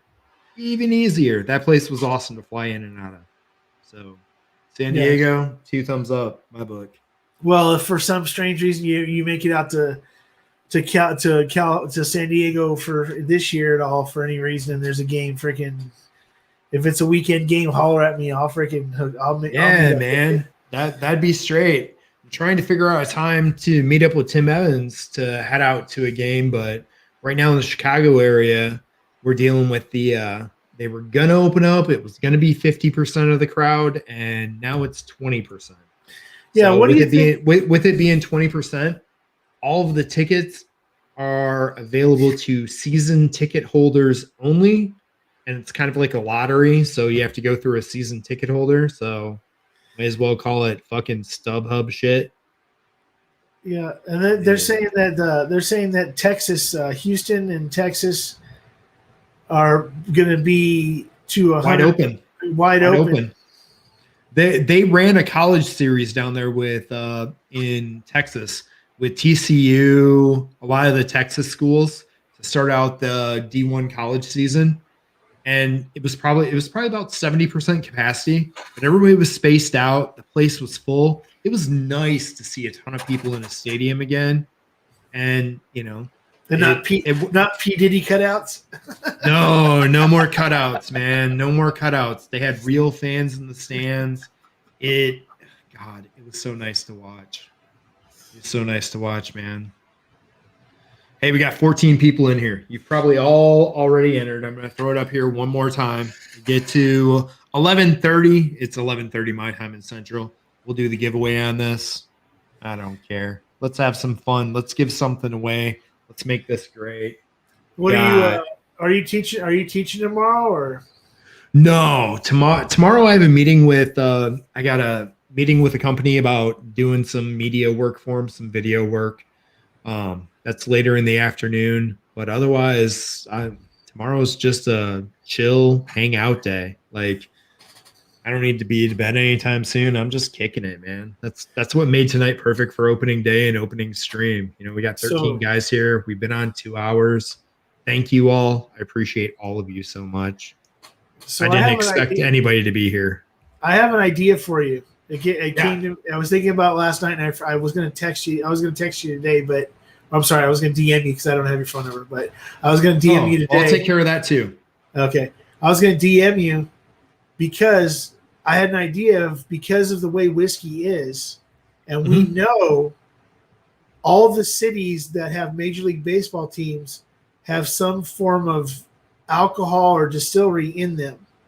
Yes, sir. Or in the area. So you got Atlanta. So you have ASW Fiddler. You have different. So you've got Will Henderson has stuff from that Atlanta region. San Diego Distillery in San Diego. You got Blinking Owl.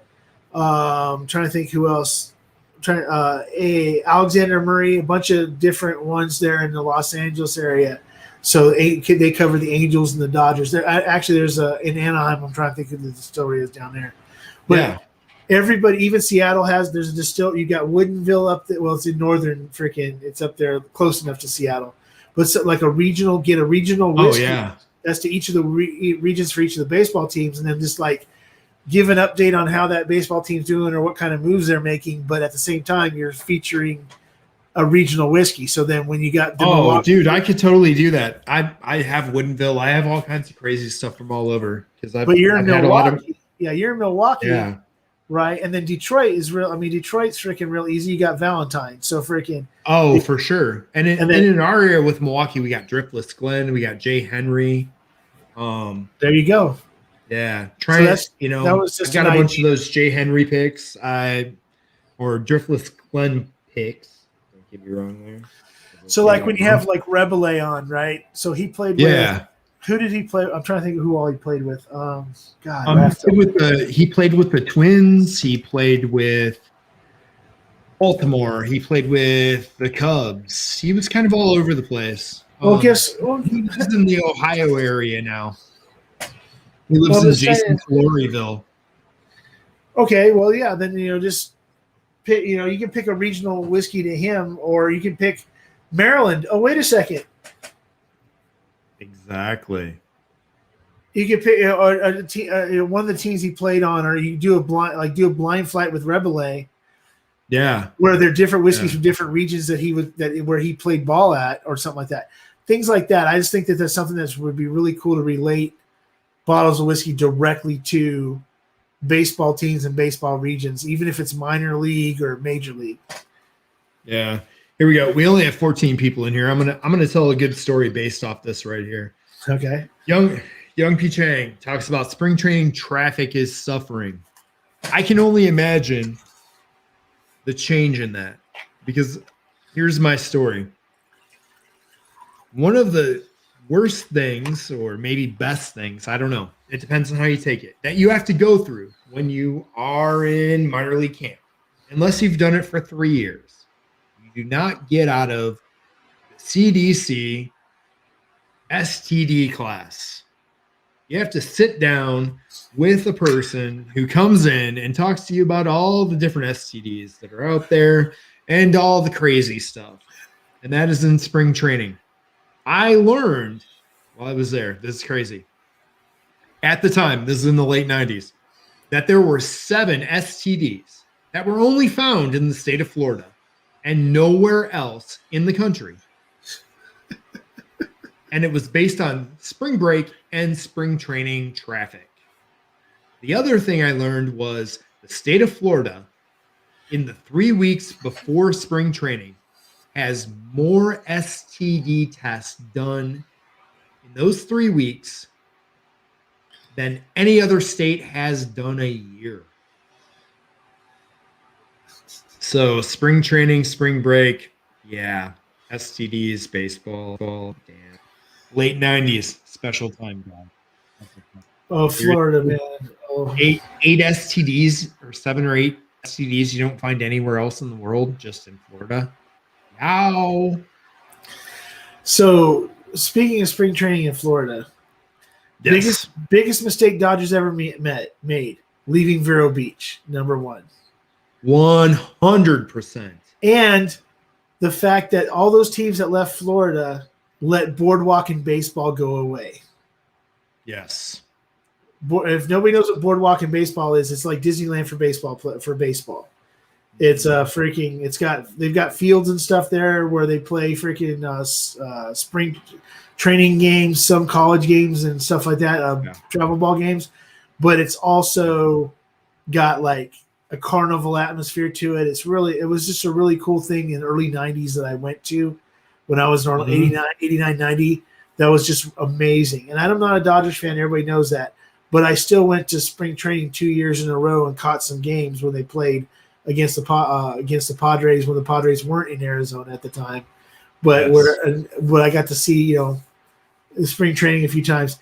And that whole Florida spring training, I've been to Arizona spring training. That Florida spring training, the whole vibe was completely different, and it was freaking amazing. To do that, to go and be able to experience Florida spring training, because Arizona spring training blow. It's not that fun. I don't think it is. It's yeah, I'm biased too. I don't think it's as good. But don't get me wrong. I've spent a lot of time down there in those facilities. They're better than the Florida facilities. Oh the Florida facilities are freaking. They suck. All you have to do is that's why everybody's been moving, and they've been doubling up together as dual facilities. All you got to do is watch the movie Major League. When they're in freaking spring training in Major League, that's actually in Florida, and that is that's like really where the players are freaking staying in those, and the locker rooms those are freaking real. I've been inside. Dude, I will tell you the worst locker room that I was in was one of the oldest fields at that time. It was a 100-year-old used field. It was Greensboro. It was Yankees A-ball in the Sally League. Great park. The locker room was wide enough for a row of lockers. They had a bench in front of all the lockers that was a straight bench. There was one pisser that you had to turn sideways to get into, pisser/shitter. And they had a one-stall shower in there too that looked like if you stepped in it, you were getting tetanus, you were getting anything you could ever fucking imagine as bad, you would get in there. And I'm like, this is A-ball. This is historic, and holy shit, this sucks. Absolutely sucks. But like, that was a terrible locker room. The next worst locker room I was ever in, and it's been redone since then, but was the Pirates AAA park at the time, and it was the Nashville Stadium for the Nashville Sounds with the big ass guitar out there and stuff. Back in the day, before they built the new stadium, the home team locker room was just like I described for Greensboro. Like, you had to turn sideways to walk down it because it was so skinny, and it was a straight shot. But, they had 2 stalls for showers and 2 stalls for pisser shitters. But, dude, it was bad. It was bad. There are several places that way that are just small, crappy, bad. How many questions have you got about is Bull Durham real to real life when it comes to minor league baseball? Because that's what everybody tries to relate when they talk about minor league baseball. That's what they relate it directly to is Bull Durham, and I'm sitting there going, yeah, the stadiums are real. The stadiums are real, but they are. Some of the stuff I'd say it's pretty good. I would say the Kevin Costner movie later on in life, Love of the Game. Oh god, that's such an awesome game. That's such an awesome movie. Yeah, I watched that movie several times. When he talks about shutting it off and turning off the crowd, I'm not gonna lie to you.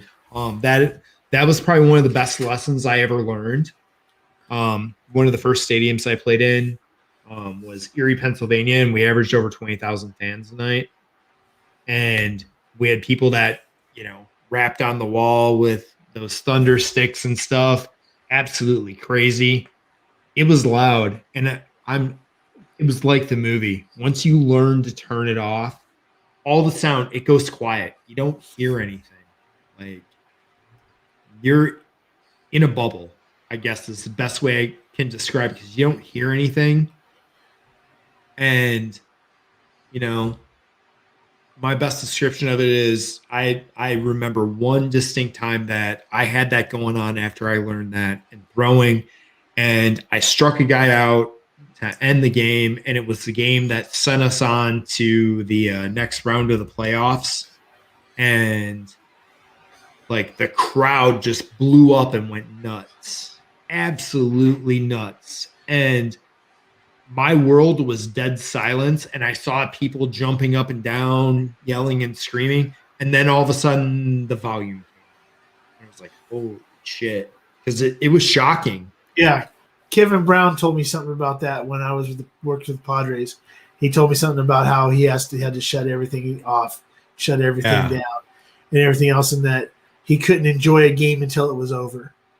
100%. He would sit there and I asked him, this is a question I was going to ask you too, was the perfect pitch. Have you ever thrown a perfect pitch? And he said that the most perfect pitch he ever thrown was knocked out of the park, because he knew he threw the fastest, hardest, perfectly located pitch.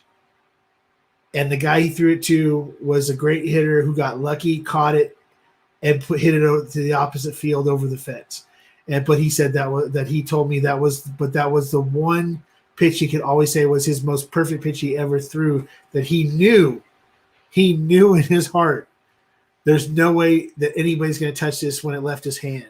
And freaking, but he got rocked by it. But he still says it was the perfect pitch. He says it doesn't, no matter how many strikeouts you get, you don't get a lot of perfect pitches.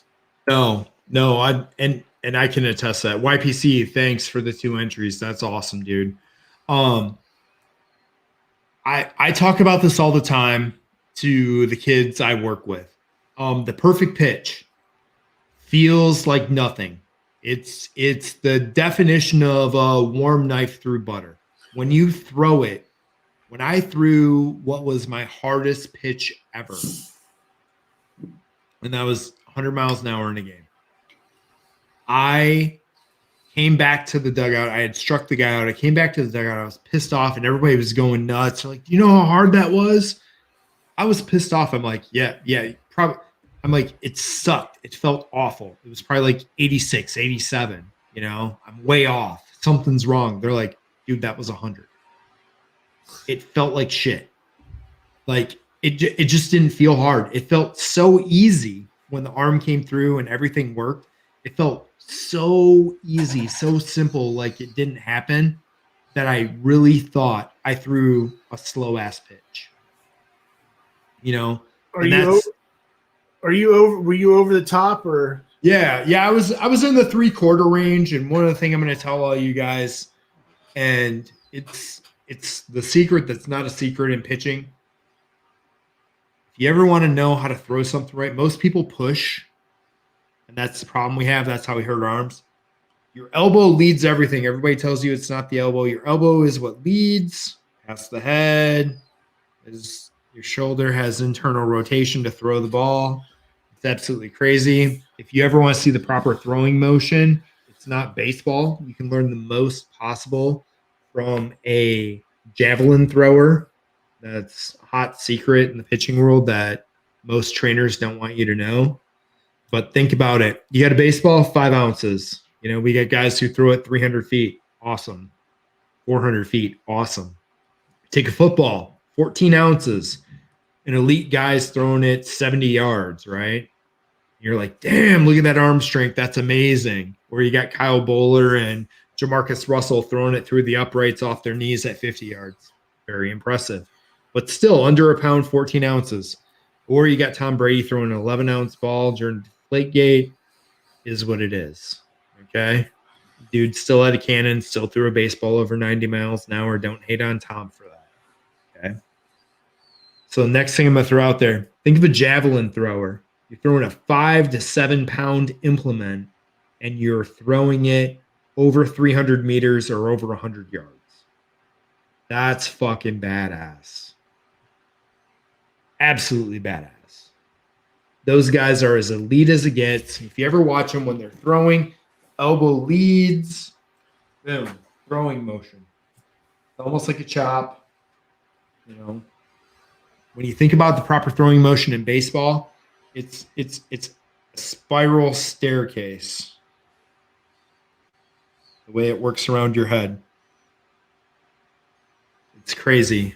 I'd have to stand up to really show you how, but that's how it works. It's insane. It's a motion that should never happen. It's the most unnatural motion in biomechanics. You know, underhand's the way to go. Throwing overhand is literally the worst thing you can do in biomechanics in a human body. So, but you can't. I mean, not. Has anybody really? I mean, has anybody really other than like? I mean, and then you can't, if you're talking like you said, underhand's the best motion. But yes, that is how the human body is actually built to actually throw something. Right, but the truth is, okay, if you think of any pitcher that they always consider to be underhand, they consider to be underhand pitchers, or I'm sorry, they call them submariners. Yes. Okay, the Tekulves. Okay, Kent Tekulve was like if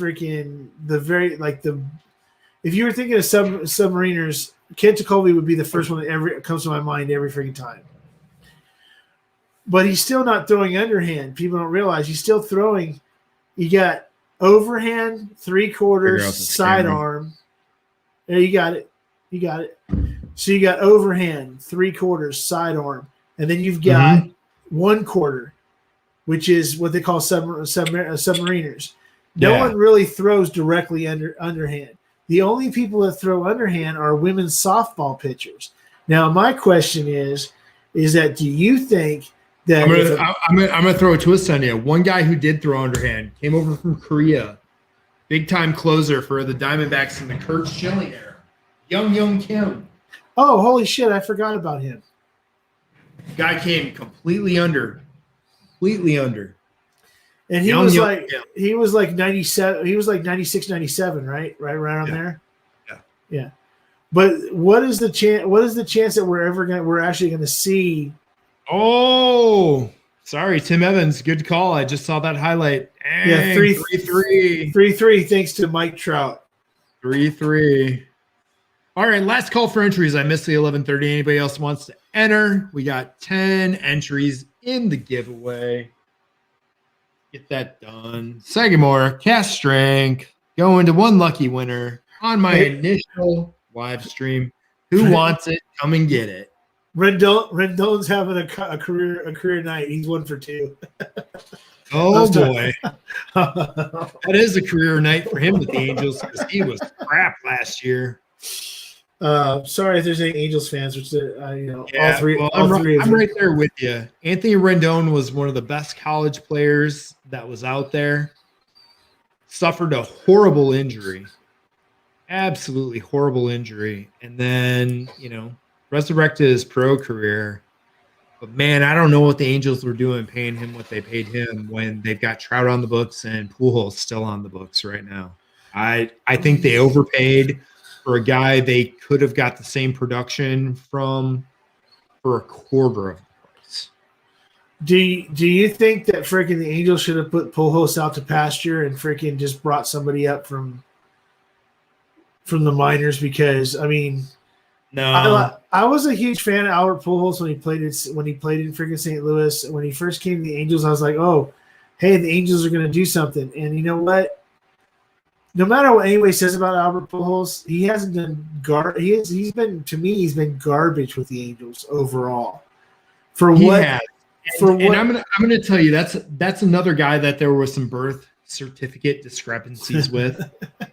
That man's at least 54 years old, dude. There's no way around it. Oh, dude, that guy was rocking gray hair if he didn't shave his head all the time, and there were days that happened. I've met him in person. He was another one that stuck out like a sore thumb to me.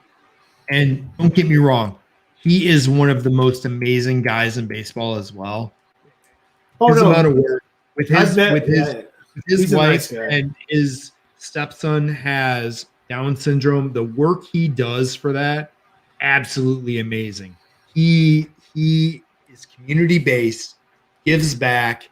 You know, this is a guy who came over from a foreign country, was working as a grocery store bagger to help supplement going to junior college, gets drafted and has turned into the career he has turned into. Oh no, it's great story. It's a great story. He is badass, but that contract, you're right, Stan. They should have never given him the contract they gave him. He had so many foot problems, just like Mr. McGuire, and we won't call that we won't call that steroids. We won't call that steroids. But he was doing andro that he bought over the counter. How many times do we got to go through this? He was buying andro and testosterone over the counter at GNC. Now, androstenedione. Yeah, hey man, I took that. I took androstenedione. Yeah, I took it. I took it too when I was in the freaking. I took it when creatine when I was in the normal when I was playing. But his test, his freaking pop. He said it was andro. It was andro, and it was not. No, there's no way because I took piss tests in the Navy when I was taking that creatine and a couple of other things that were borderline illegal, but luckily they're sold at GNC. People don't realize what kind of shit you can get back in the 90s. And he gets popped, and I didn't pop on like 6 tests, and I was at the time doing this shit. So dude, he was doing more I did NCAA testing, which goes by IOC standards. Right. I got pulled in all the time because I was one of the younger guys, and I was way bigger than most of my teammates and stuff. I never failed a test. I took androstenedione, I took creatine. That is all I ever took. When I'm not gonna lie, when I got to pro ball and I got to the Pirates, they have you go in and do a weight room assessment and stuff. I went and did my lifting and stuff, and I got told, you're not allowed in the weight room anymore. Too big. So I didn't get to use the weight room anymore. Not even maintenance lifting I wasn't allowed to do. So I went and bought shit and did it in my hotel room at the time because they wouldn't let me do anything. I wasn't allowed in the team weight rooms. Because at that time they said I was too big. Well, that's the thing too. It's like when we were talking about Albert Pujols, right? Yeah. The whole thing with him is that like the foot problem that he has. Yes. That nobody wants to blatantly say there's a reason why he should have retired 3 years ago. Oh. That the Angels should have went ahead and bit the bullet and freaking just reduced his role completely from DH back to freaking make him a coach, put him in the freaking AAA somewhere, just pay him his fucking money, whatever. Yeah. And then bring somebody up to take his place. But it reminds me of Julio Franco. That's the other. Julio Franco's still playing in some foreign leagues. Dude's 60. Dude, he's playing right now in. I want to say it's in Mexico right now. That he's playing? And he's still freaking jacked and ripped. Oh, he was doing all the freaking testosterone when he was playing. He was a 155-pound guy when he came up with the Phillies, and all of a sudden, here we are, 225 pounds, jacked. That dude is a badass. Oh yeah, he's Jim Morris, Jesse Orosco. That is a killer ass name, dude. That guy was amazing in RBI baseball. If you ever played that on Nintendo, yeah, back in the day. Tim Evans right here. I miss this. Hydroxycut. I am an overweight man these days because I don't work out 3 times a day like I used to when I played. And man, I lived off that shit too. You can still get it, but it's not the same. It's not the same because I'll tell you what, I could go out to the bar, drink, take a couple of those, and go from woo to sober instantly. Within like 2-3 minutes, man. Those original hydroxycut, a lot of that happened when I was playing because, man, 6 a.m. training rooms, pretty early. You don't want to be hungover walking into those. Oh, that was like legal. That was like legal Walgreens crack for freaking. Oh yeah, dude! In the freaking early to mid '90s, I remember freaking. Yeah. And if it wouldn't have been for baseball, it'd still be around. But we had a couple guys down in the Florida area during spring training die from taking it. One of them was a Baltimore Orioles pitcher. Dude, for some reason, took 6 of those damn things trying to sober up before a morning 3-mile run. That was part of a time thing. You know, no teams do those long runs anymore, but dude popped 6 of those damn things and tried to run in the Florida heat in the morning. Yeah, well, it's like those. For dead. Well, what do you expect? It's freaking speed. It's like those dumbasses doing freaking triple dosing freaking back before they changed before creatine was changed. When then people used to triple dose freaking creatine and go work out and not drink any water while they were working out, or they'd be sitting there with a bottle of water, but it had another freaking dose of creatine after they'd already dosed 3 times. Yeah. And freaking they're basically it was just freaking like a sponge that was sucking all the water out of their freaking body and not allowing it to be absorbed by the body. And freaking these guys dying. Well, creatine's bad for you. If you do creatine the way it tells you to fucking do it, it's fine. Right. But I knew guys that were bodybuilders that were doing like 3 doses, 4 doses at a time. And I was like, and then they wondered why they were freaking sick or why all of a sudden they were freaking feeling like their heart was going to explode and all this other shit. And I was like, well, because you go to the extreme. But yeah, that's the crazy thing.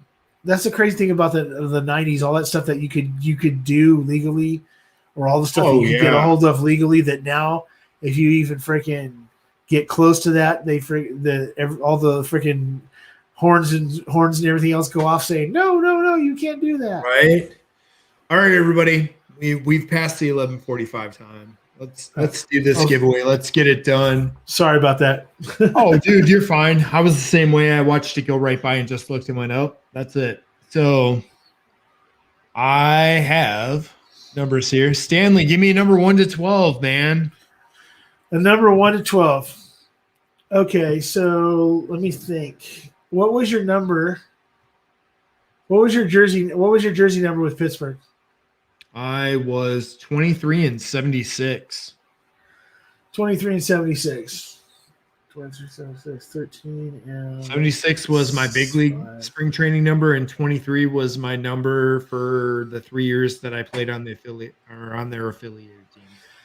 All right, so 76 is 13. The 23 is 5. That's 18 divided by 2, 9.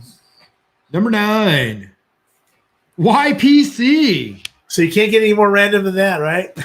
Oh. YPC taking the win. Good job, guy on that one, man. That guy gives away so many bottles and all the other channels and everything else. Yeah. Cheers to you, YPC. And he has hooked me up with so much stuff along the way as well. Yeah. Dude, you rock, YPC, and I'm more than ecstatic right now to make sure that I get this out to you. Yeah. Dude, you deserve this. And thank you for all you do in the bourbon community and all the giveaways you do. Dude, you are a flippin' rock star. Hey, YPC, by the way, I just want to ask him a question I've never asked. I know where you're located. I know the area of Arizona that you're located.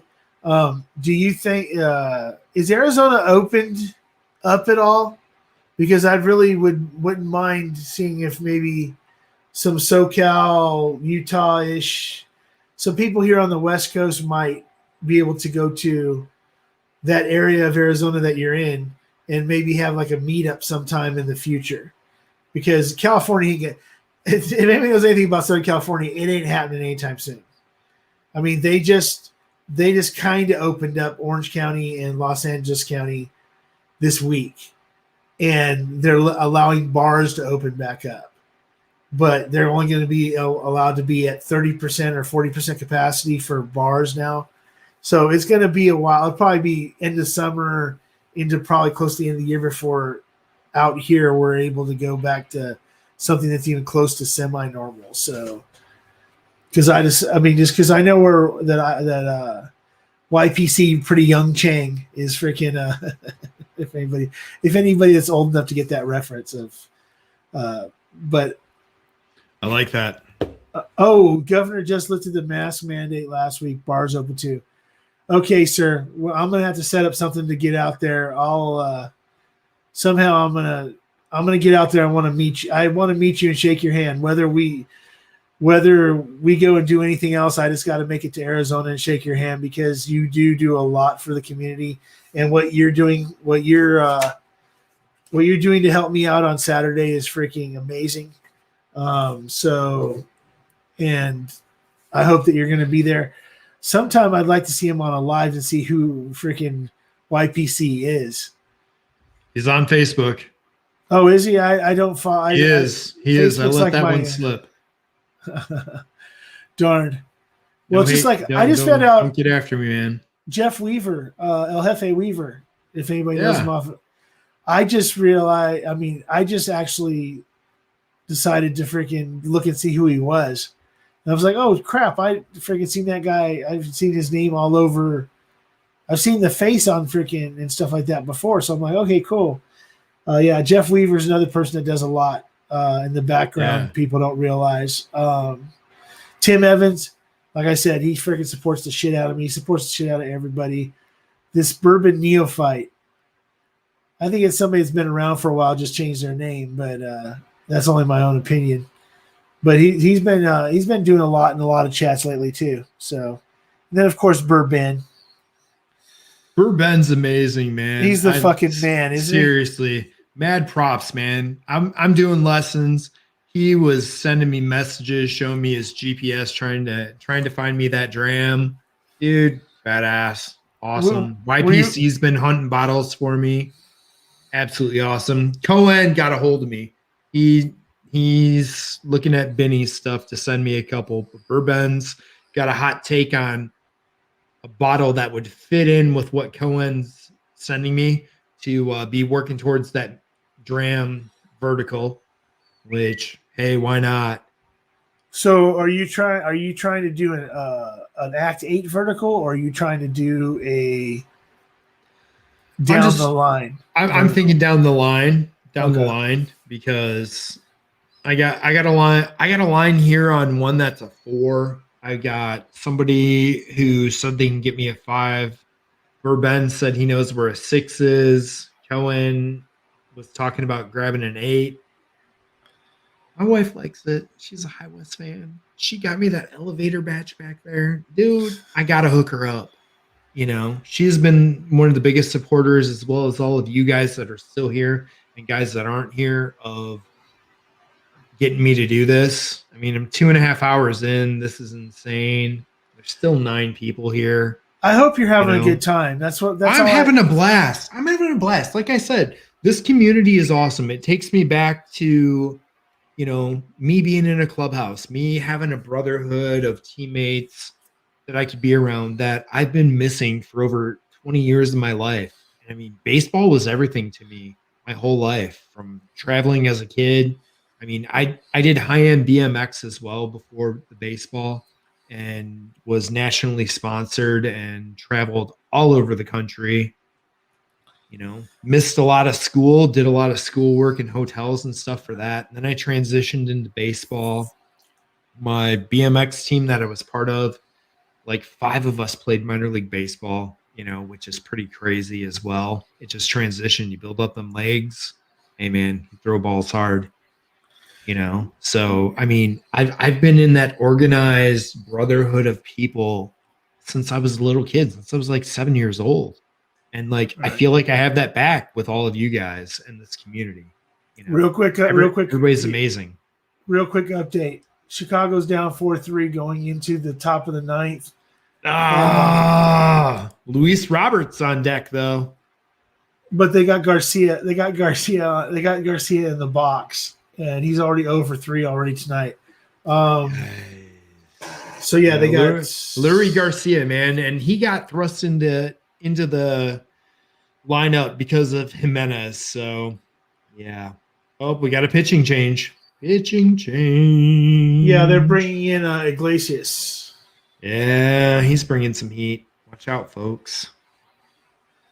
Man, Nick Madrigal. That's a sleeper when it comes to Rookie of the Year, number 9 hitter for the Sox. That dude can rake. He's not going to hit for power at all. He's 1 for 3 tonight, guys. Watch out. That dude's a 330 hitter all day. Yeah, so I gotta say something to you, Chris. That freaking, I mean, other than what we've already discussed outside of all this other stuff, help me out with my logos is freaking awesome. I appreciate you with that. Yeah. But I have to tell you that until you came back on the scene and started talking about baseball, and then we start talking about your time with the Padres, and the short time you were in the Padres organization, and then you were in the Pittsburgh organization, that reinvigorated my freaking love for baseball again. Because that's awesome. For the last 2 or 3 years, I really haven't been paying attention a lot. I mean, yeah, when the Padres made the playoffs last year, I was like, okay, let's go, and freaking Tatis and all this other. I mean, yeah, I got a little hyped at the very end of the season, but for the last 2 or 3 years, it's been kind of like, yeah, what the fuck are the Padres doing? They have such a freaking with all the people, the infielders. They had like the perfect fucking infield. And then all of a sudden, it's like, oh, we're not going to use this guy anymore. Then all of a sudden, outfielders start changing around like freaking underwear and shit. And I was like, what the fuck are they doing? And then last year, I kind of got hyped on them. But like I said, I really didn't get back into baseball until I started talking to you, and then I started doing research. And right now, all this shit tonight is me literally doing research over here on this other screen. Yeah. To be able to try to throw something at you so that you can freaking talk about my Padres. I appreciate it, man. You've heard me talk about other stuff in some of the other streams. Talking spin rate and how to teach it and how to do things. Like, I got in deep on this stuff before it was really big. I learned so much when I got to pro ball, them changing me around. I thought I know what I was doing. I didn't know what I was doing. They taught me so much. And then they got into, dynamic movement, body mechanics, kinesiology, and got all my certificates and all that stuff, started studying that, got into a lot of the track and field coaches that are out there worldwide that really get into it, that have been part of the Eastern Bloc with the Russians and the German, East German, that have now transitioned into writing books and stuff like that, or doing seminars, and just really learning about human performance. And it's really changed how I can coach a young player. Like, I've been able to take people who are good players but have horrible body movement, or want to learn how to pitch and are very athletic but have never pitched, and be able to spend a couple hours with them over a couple weeks. And I'm talking like under 5 hours, and have them throw at a rate that they've never thrown before, and actually start getting calls from college coaches. One of the kids I worked with tonight, he threw 4 innings last year. He's going to be a pitcher this year, so he wanted me to work with him. I worked with him. His mechanics and everything we did in a 2-week span over about an hour and 40 minutes. I made the joke tonight that I could retire off of him. He's probably gained 15 miles an hour on throwing in an hour and 45 minutes. Game's over. 4-3 Angels. 4-3 Angels. Iglesias came in and pitched 2 strikeouts. Shut it down, man. Yeah. By the way, a little side note: Zach Collins' dad actually was on the White Sox show tonight. And since Zach Collins made the opening day roster and was in the opening day lineup, his father is going to get the lineup card tattooed on him tomorrow to honor his son, which I thought was pretty damn cool, man. That's pretty cool. Showing a lot of love for your kid right there. Yeah, and the last 2 games of the night are pretty much over. I mean, bottom of the 8th, Houston's up 5-1, and the Giants are up 6-2. So I'm going to show you guys this. Unfortunately, we had a little miscommunication with one of the guys that works with me. When it came to posting videos on here, I actually made me and him. I came up with the idea and scripted it. He put it all together. We made a badass intro video for this stream. We will continue to do them and make fun ones. But we had the wrong format. But I have the right format now, so if you don't mind, there's only 8 of us here. I want to play this because I love this thing. We spent a lot of time on it. It looks great. You guys ready? Do it. So this is going to be the intro video from now on. I just got it loaded late, and I apologize. But here you go. This will be the Big League Bourbon intro. From here on out, we're going to add to it, clean it up a little bit, but I think it's pretty badass. Here we go.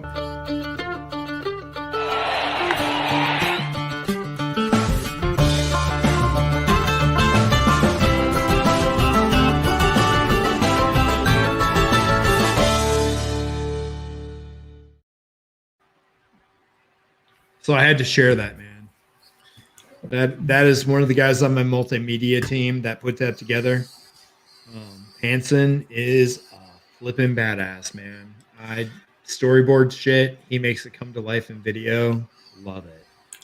Dude, okay, so I'm going to give you the real. Okay, so this is what's going on. If you go back and look at any of the big channels, let's go with the big, as in metal music, they always have the big 4. I'm going to go with the big 4. We're going to go with we're going to go with ADHD whiskey. We're going to go with freaking You mean ADHD fishing? Yeah, ADHD fishing. Dude, that's how I followed Matt at first. Yeah. So, yeah. But we're going to go with Whiskey Tribe, the Junkies, Jason Calori, and ADHD whiskey. To me, that right now is kind of the big 4 when it comes to for sure. Videos and stuff like that. Number 1, if you go to anything even just over a year ago, the production value that you have on this tonight is better than shit that they were doing when they started, shit they were doing even over a year ago. The stuff that they just now in this last the pandemic era have had the time to put more time into to get to where they're at now in their production and their B-roll and everything else. Okay. You've already started at a level that is above where they were at. So therefore you're way ahead of the game. Now for me, people are always saying that, hey, Stan, your shit looks so awesome with it freaking blurring in the back and you're freaking clear and blah, blah, blah, and everything else. And they always tell me about how my production value is freaking way better than most people who start out, which is freaking great. And I'm working with doing all my own media shit. So I'm working on like Canva and doing all these little freaking trying to make these backgrounds and stuff. And I'm telling you right now, dude, you're so far fucking ahead of the game. You're like right there at shelf. Okay, right now the best production in the game is Shelf Turds. Yeah, hands they fucking do. down. They do a fantastic job. And honestly, I got a lot more to add to this. That's what I'm saying is, and you're right there. I learned StreamYard today from like noon to 1, and we screwed up because we made a bunch of the videos and they got exported as QuickTime. They should have been MP4s. I didn't look that up. That's my fault on the production end. That's what happens when you use Apple. Thanks, Stan. Thanks, Stan. Hey, man, I have my original Apple IIc still. Right. Yeah. No, I mean, that's how far back I go with Apple. But yeah, that's my fault. Because it is what it is. But on the side, I do a lot of video production work for people. Like my stuff's not set up the way I want. It's close. really close. I'm in more of a blue hue right now. I need to be in more of a yellow. Yeah. But I didn't get home until 9:10, and we started the stream at 9:15. I realized it then. I kind of biffed that, but my regular camera will be running. I won't be running off. I'm using a webcam right now. What is your regular camera, Logitech. by the way? I use a Canon RP. Hey, guess what? I'm using an M50 right now, but I have an RP set to my left. Yes, sir. Yeah, dude. I use great cameras. Yeah, I use an M50 with Viltrox speed booster. Yeah. To a Tamron 24-70 2.8. Nice. I've got. Yeah. See, that's what I'm waiting on. I'm waiting on my my better lens to come, because right now I've got the Canon 24. Was it 24-100 f4? Okay. So the what did you say? 24 to 24 to 100. I think it is. I'm not sure. Something like that. Okay. I know it cost me a shit ton of money, but it was all paid for with a project that I did. I did a lot of work for a company that works in the marijuana industry, and filmed all their stuff and all their interviews, and it worked perfect in the building we were in. Well, yeah, because you're also, the thing is, okay, so everybody that's in the chat, anybody that ever wants to start a channel, you can start a bitchin' freaking stream, a bitchin' freaking channel with your phone, because it already because the sensor size is so small. There's some things you got to do.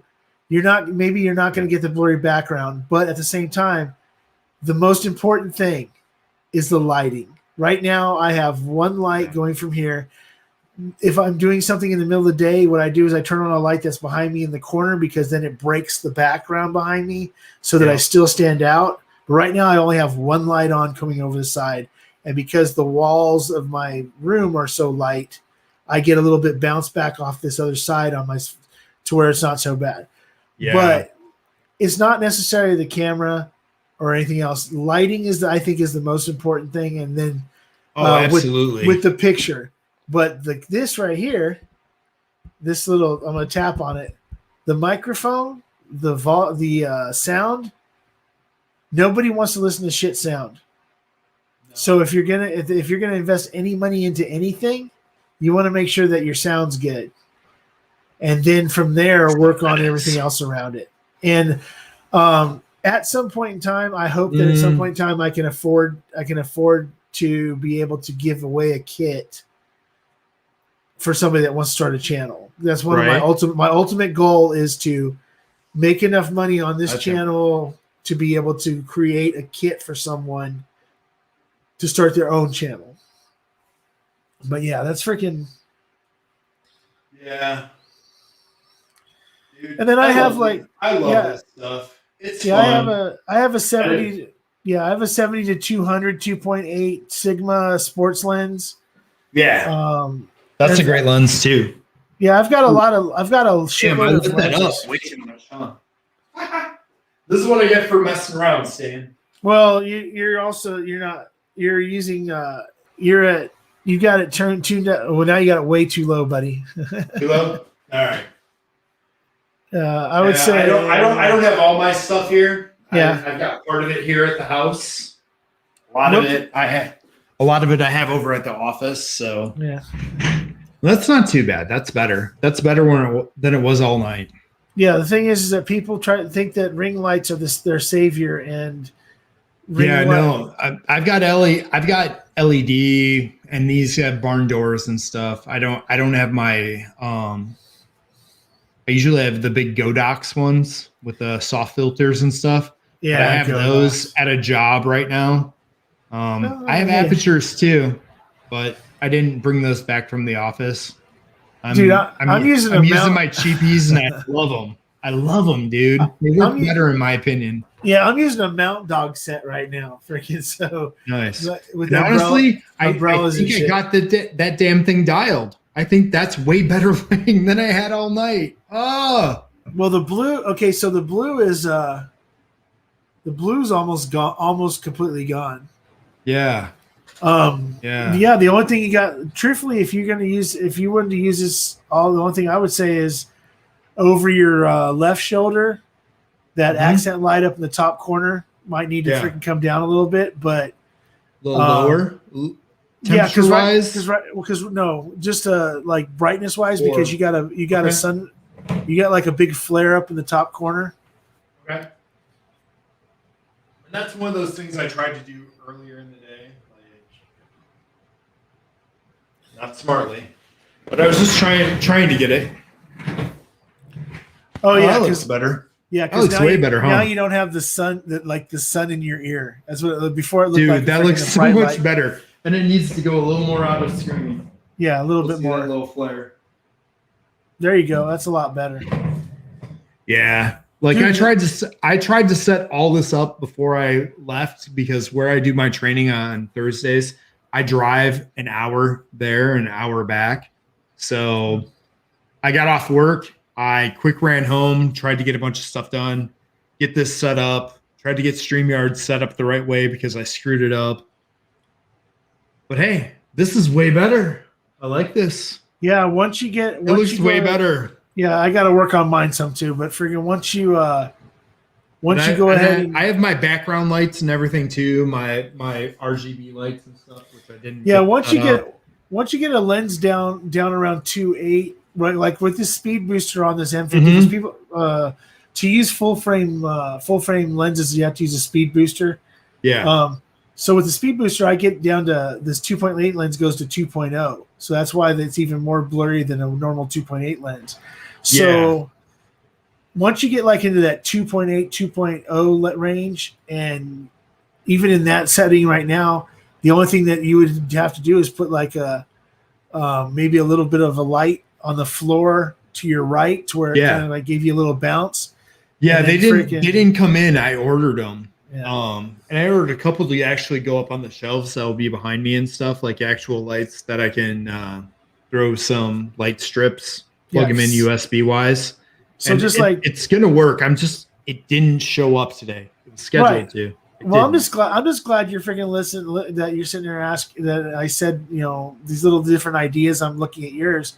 Yeah. And hopefully, once I get back to work 100%, and I get a little bit more money to start fixing the rest of my stuff. Because right now, I got a lot of yellow, but at the same time, that's literal. If you were to walk into where my studio is right now, this is purely natural color. This is the way it looks in here, no matter what I do. So I have to go get some more lights, and I got to figure out a couple of things. But dude, you're gonna nail it if you have it set up that well right now with the way you're saying, dude. You're gonna nail it. It's not a big deal.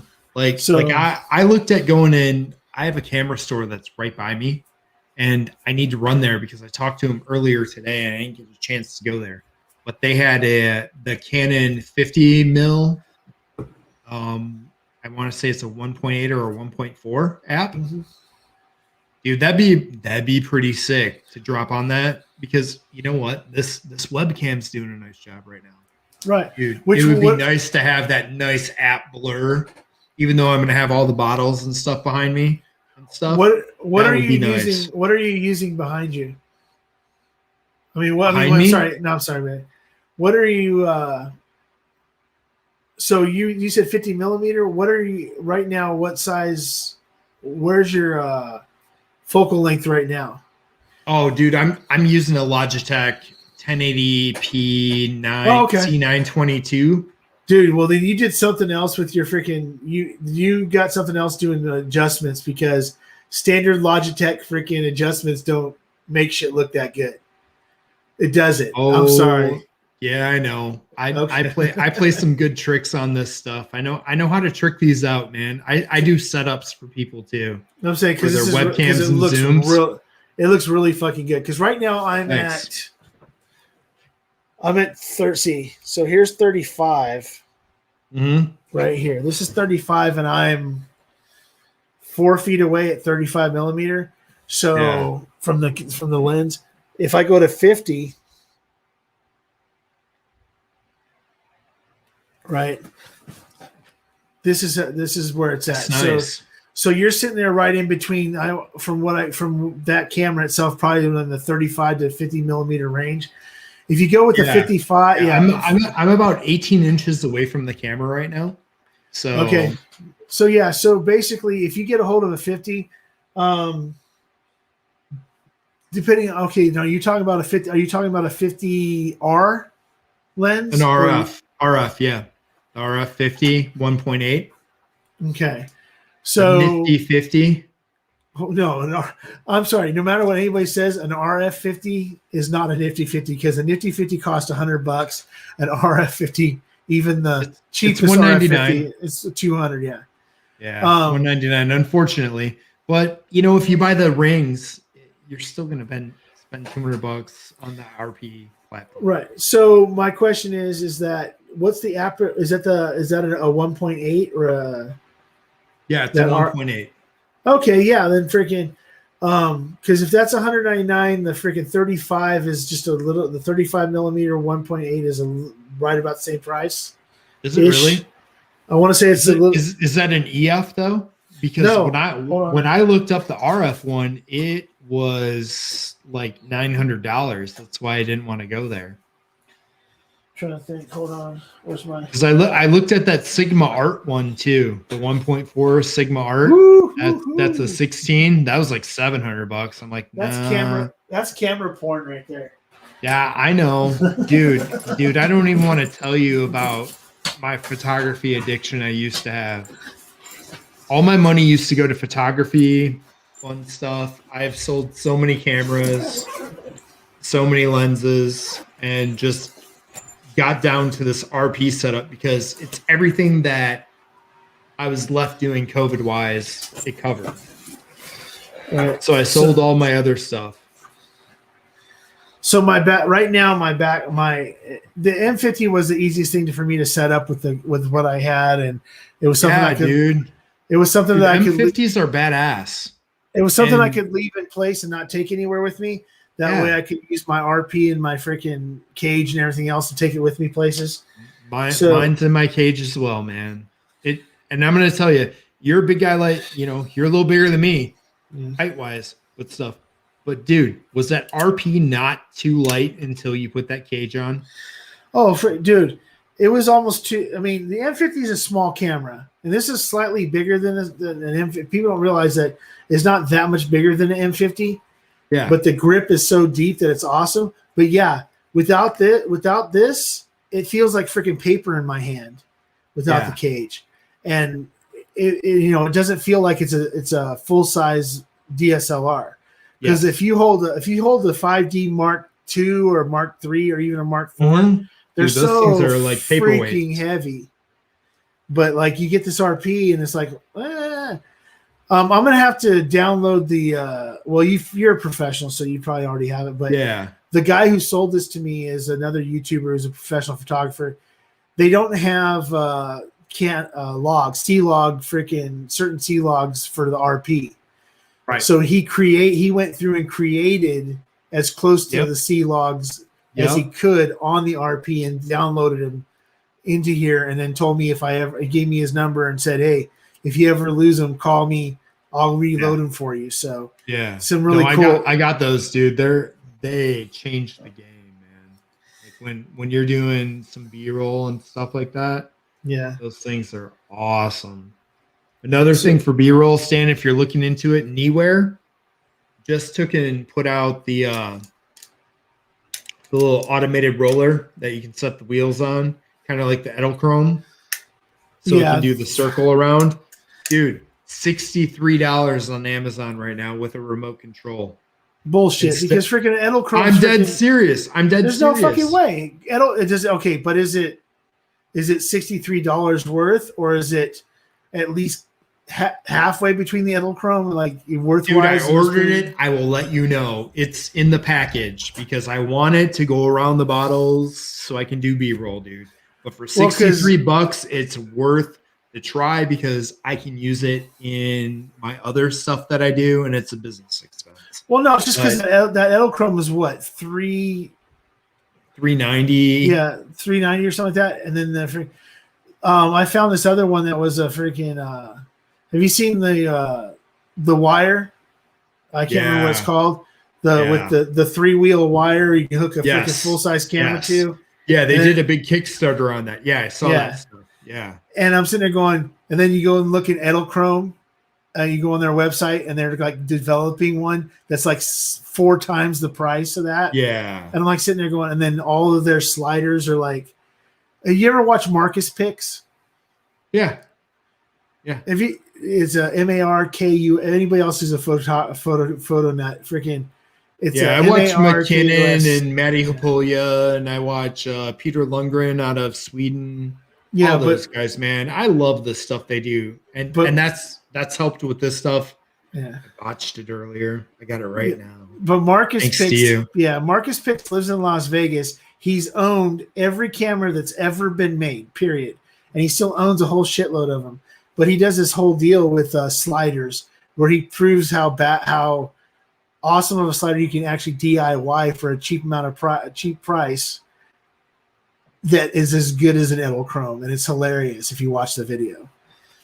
But he's funny. But yeah, this 35 1.8, I want to say it's freaking less than 200.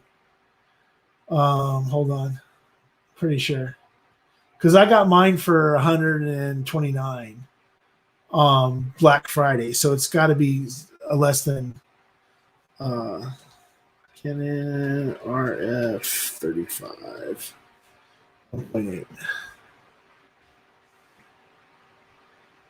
There's no way they're going for that much now. I'm telling you, dude. I'm telling you, they went through the roof. $700, right? Is that what you're seeing? $600, $700? $499. Well, that's better than I've been seeing around here. Because when I stopped at the camera store looking for one, and it was like $649.95. I got this RP used with less than 1,000 clicks. Yeah. And that's how I got mine. This lens right here, both of them together for $800. Dude, score. My lens was the most expensive piece. I paid $500 for my RP. It had 600 clicks on it. It was the guy who got it and decided he wanted to get into the new Canon series. So scored it for little or nothing and spent way too much getting that lens I bought. You know, I would have been so much better off buying that Sigma Art Series lens than buying the Canon one. But dude, the speed rings on the Canon lens and the different things you can add to it to do with that RF series are insane. Like adding that stuff has been so amazing. So you don't have to go to the menu to make all those changes. I love it. I love it. You know. So do you have the converter ring for RF to EF? I do not. I tried to get them during COVID and they were really hard to come by. Let's say because my store is supposed to have them now. When I talked to them the other day, they said they had them in. So because that 35 millimeter is the only RF lens I own. I've got everything else is all EF lenses with the converters and stuff.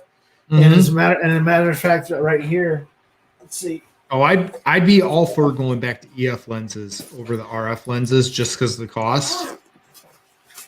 So I have that Sigma 70 to 200 2.8 sports lens, but ooh. I also have, and that one I actually got from another photographer named Cam Mackey. He's a YouTuber I got that from him for $600, and it goes for like $1,200 brand new. Yeah, dude, that's a score. And that's so, this is, just so everybody knows, this is a way over a year and a half ago. This is before COVID even started, when I actually had money before I lost my job. But this is the first freaking like long lens. I mean, 70-200 I bought. I bought this used for $350. It's a that's a hell of a lens for $350, bud. It's a 70-200 4.4 with and it's the 2, not the 3, but it's the 2. But it's the first IS 70-200 they had, which is the number 2 70-200 2 is with the, and I got, and that and I don't use it because it's number one. I don't do a whole lot of outside stuff a lot. Yeah. So the 4.0 I don't use a whole lot, but it's one of those things where people said, "Hey, I'll give you freaking this what you paid for." I'm like, no, because this is a fucking 7200 4.0 lens that's really freaking light. That when if I go somewhere where I'm going to be shooting outside, plenty of light, I don't want to carry this. Or you got the big bad boy. Yeah, I was gonna say you got a big bad boy, don't you?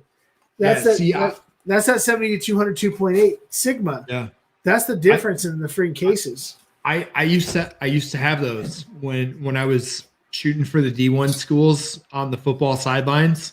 I had those. You have to. Yeah, and I've got all kinds of freaking. I've got all the kit lenses for everything that I've ever bought. I have a T7i, which is my backup to my backup. That this is an amazing freaking camera, but I just buy used lenses all the time. Whenever I get it, if I have the money and I see a lens I don't have, and I have all the converters, I just go ahead and freaking and then that and freaking I'm really unfortunately I have this problem with buying filters too. Anytime somebody gives me a good deal on a freaking polarizer or a freaking, I still haven't got my Polar Pro stuff yet. I don't think I'll ever be able to afford I was just going to ask you about that. Those are amazing. I got to use one of my friends the other day. I went to college with him. We've teamed up on so many jobs, but he shoots for ESPN, USA Today.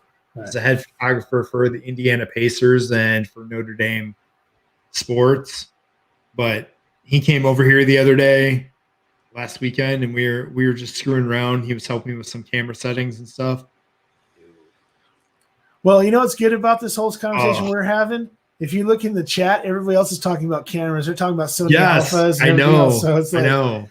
Hey, that's really weird that there's like all these people like get into cameras and whiskey and all this other stuff, and people don't realize that. Wait a second, there's a lot more shit than just the whiskey that a lot of us have in common. There really is. I'm a fucking camera nerd from hell. Unfortunately, I have this problem called Canon is the greatest fucking shit ever fucking made. Fuck Sony, fuck Nikon, because Sony has its problems just like anybody else does, but people tend to ignore them because 3 months after a Sony camera comes out, it drops by $900. Yeah, dude, I was all Nikon until my friend, like I told you about, and when I was doing work with him and we were working together with a bunch of the D1 schools, he's like, "Bro, your color science is way off from what mine is. You gotta go Canon. I'm the one shooting all the time. You're doing the fill-in stuff. You're spending way too much time color correcting everything." And I really was. I was spending a lot of time color correcting to try to match it up. He's like, just change platforms. I did. I'm not color correcting anymore when we work together, because it's Canon, color science. We have our shit dialed together. It works great, If you want I mean, obviously you put a lot of effort into your pictures and camera work and everything else. But if you want like kind of a shortcutting, get Luminar 4. Okay.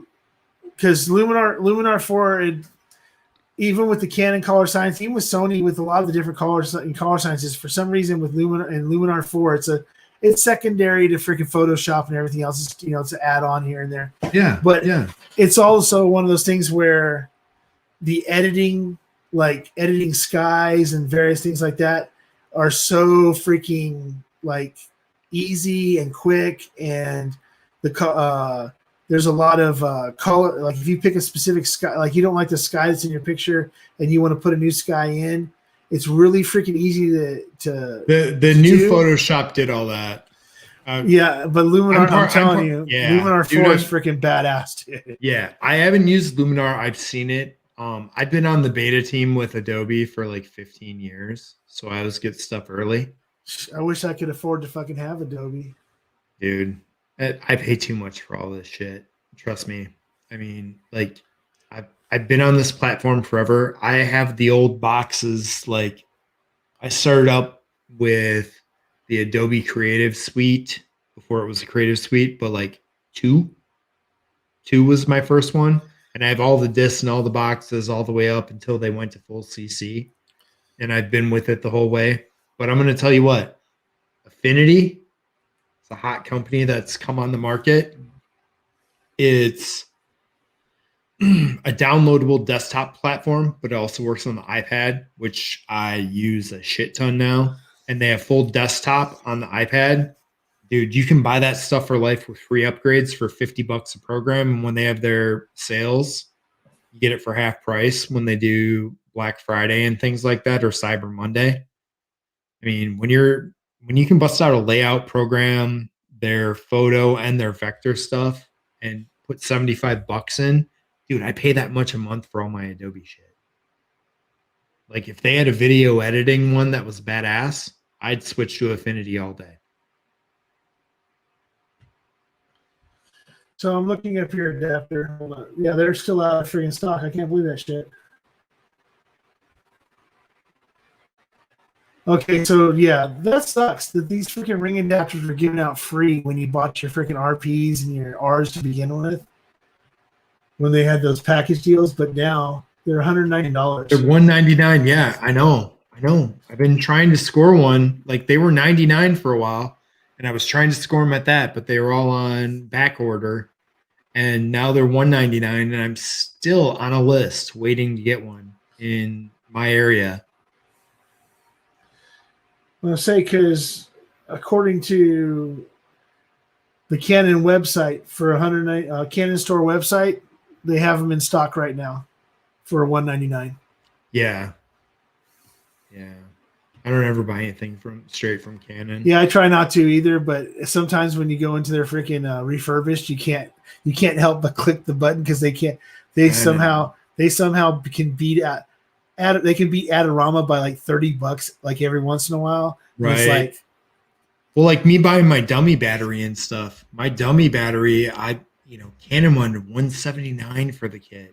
I paid. Did you Amazon it? Did you Amazon? Yeah, hell yeah, I did.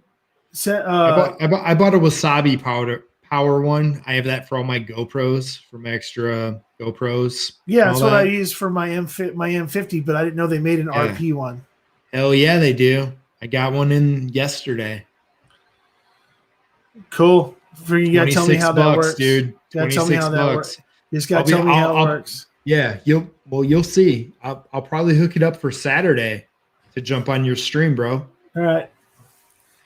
As long as you're gonna have me on, dude. No, dude, I'm gonna have everybody on. I'm even gonna let Bourbon come on for a little while. Why not? Yeah, Bourbon, dude.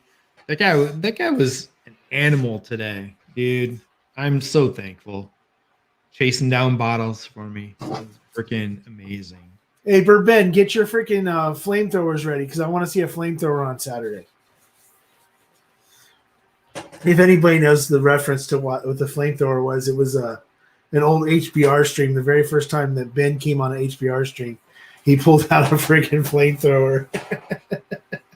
He just went like this. Just put his finger up, and we're like, "What is this guy doing?" And he comes back with a freaking like a barbecue flamethrower, and he's like, in his freaking room. And I'm like, "What the fuck?" Dude, that's fucking awesome. That is fucking awesome. Hell yeah, Bourbon. 6 fucking people watching. That's crazy, dude. Dude, I'm digging it. We're 3 hours and 18 minutes into this. Like, yeah. I'm not lying. My goal with this was to see how many hours I can get of live viewing and all that racked out in 30 days. But hey, I'm doing a challenge against one of my friends, and I'm bound and determined to beat his ass at this. So trust me, I got plenty of review videos coming out that we're editing right now. They're not really long, but I wanted to keep them short and sweet because to me, I feel people are going to click that 3 to 5 minute quick review video over the 30-minute one. Yeah. So from what I'm being told, people live streams, like once you get that audience to where you get a few hundred people watching and some of that, you have that. There's like that hour and a half window, hour and a half to 2 hours. So a half hour in, half hour in will be mostly what your peak is going to more than likely be once you hit that 100. Once you get like 100 people watching you, after the first half hour, you should be at that 100, and it should go for approximately an hour and a half to that 2 hour point, and then it'll start dropping off. Mm-hmm. On a regular video, anything over 15 minutes is too much. Right. Because people are going to watch the first half of the video, and if they like what's going on in the first half, they'll go ahead and if there's a payoff at the end, then they'll wait for it. Yeah. But if you don't have, like for me as a comparison, like the Bourbon Pursuit quick, 1 minute videos that are actually 3 to 3.5, I think they're a little too short because it almost feels like it's rushed. So to me, that 5 to 6 minute is kind of the cherry point for when I'm trying to do my scouting reports, like I've been doing on Instagram. So we've been doing that stuff, trying to get those all filmed up, just to get them out there. I want to have fun. For me, this is fun, man. It's what it's all about. I figured I might as well be creating content because I create shit all day long. So I might as well be creating over just sitting and consuming all the time. Yeah, they're not. I don't think they're here any longer because I didn't see Mr. Whiskey Shits or Mike Stahl around for a while. Yeah. But just so anybody that's here, the 5 people that are still here, or 6 people that are still here, just a heads up, they have a channel that they're putting together that they're going to be doing. They're going to be doing together. It's going to be kind of like the way what I do, but a little bit more, even more, just like laid back, just for people to hang out and drink and come on live and talk to them and stuff like that. And it's called Live Wire Whiskey. It's live space wire space whiskey with an E. It's a channel they're starting out there trying to get some, see if they'll get some of that Cheech Ardolino thing going where they get 100 subscribers before they even put a video up. But no shit, right? They didn't give a specific date, but I figure probably within the next couple of weeks or so they'll get up and do their thing. But until then, you'll be able to see Mike Stahl, this guy over here, freaking Mr. Whiskey Shits. They pretty much are on. They pretty much jump on most of my streams also. So, but so let's get them going. I love seeing freaking more and more people freaking go ahead and jump on the freaking bandwagon or jump on the let's put up a channel freaking train. I was fucking stoked when Chris told me he was going to put up a channel because I was like, okay. And then when he told me about it, I'm like, something completely different than anybody else. So therefore, that's my hope of it, because like I've got a bunch of samples going out to the other guys, the former players and stuff. So they're kind of gonna be tasting some new stuff, telling us what they think of it, and I'm gonna keep it simple and straight for them, as Do you have? I'm sorry, not big bourbon guys, but like moderate bourbon guys. So 3 samples should be like candy to them, Right. Do you have any current players that I got a couple, yeah. But I'm saying that may not say they can't really come on the channel. I mean, they're getting ready. They're playing right now, so it's not like they're going to be able to just jump on a channel. That's why they can't. Technically, not supposed to be doing it right now. Right, but these people obviously have social media. Yeah. So it's one of those things where if they just happen to mention, check out Chris Luddig freaking design, check out Bland-Aid Designs. That's not a bourbon channel. Right. But then they go to Bland-Aid Designs and realize that there's the Big League Bourbon channel and the people who like baseball and bourbon. I'm just saying there's workarounds to everything. Yeah. I mean, one of the things I didn't do and I really should have tonight, we do have our major baseball group that's on Facebook of the former players. That's over 14,000 guys. I take it easy on that stuff, and I didn't want to go all out because I didn't know how it was going to go and how it was going to flow for me, and if I was going to make it or not. So I didn't want to go on there and really promote myself in front of 14,000 guys and say, "Yo, come follow me real quick," or "Come check out my channel," and have it flop. So I did put it in our group that we have that is a side group of that.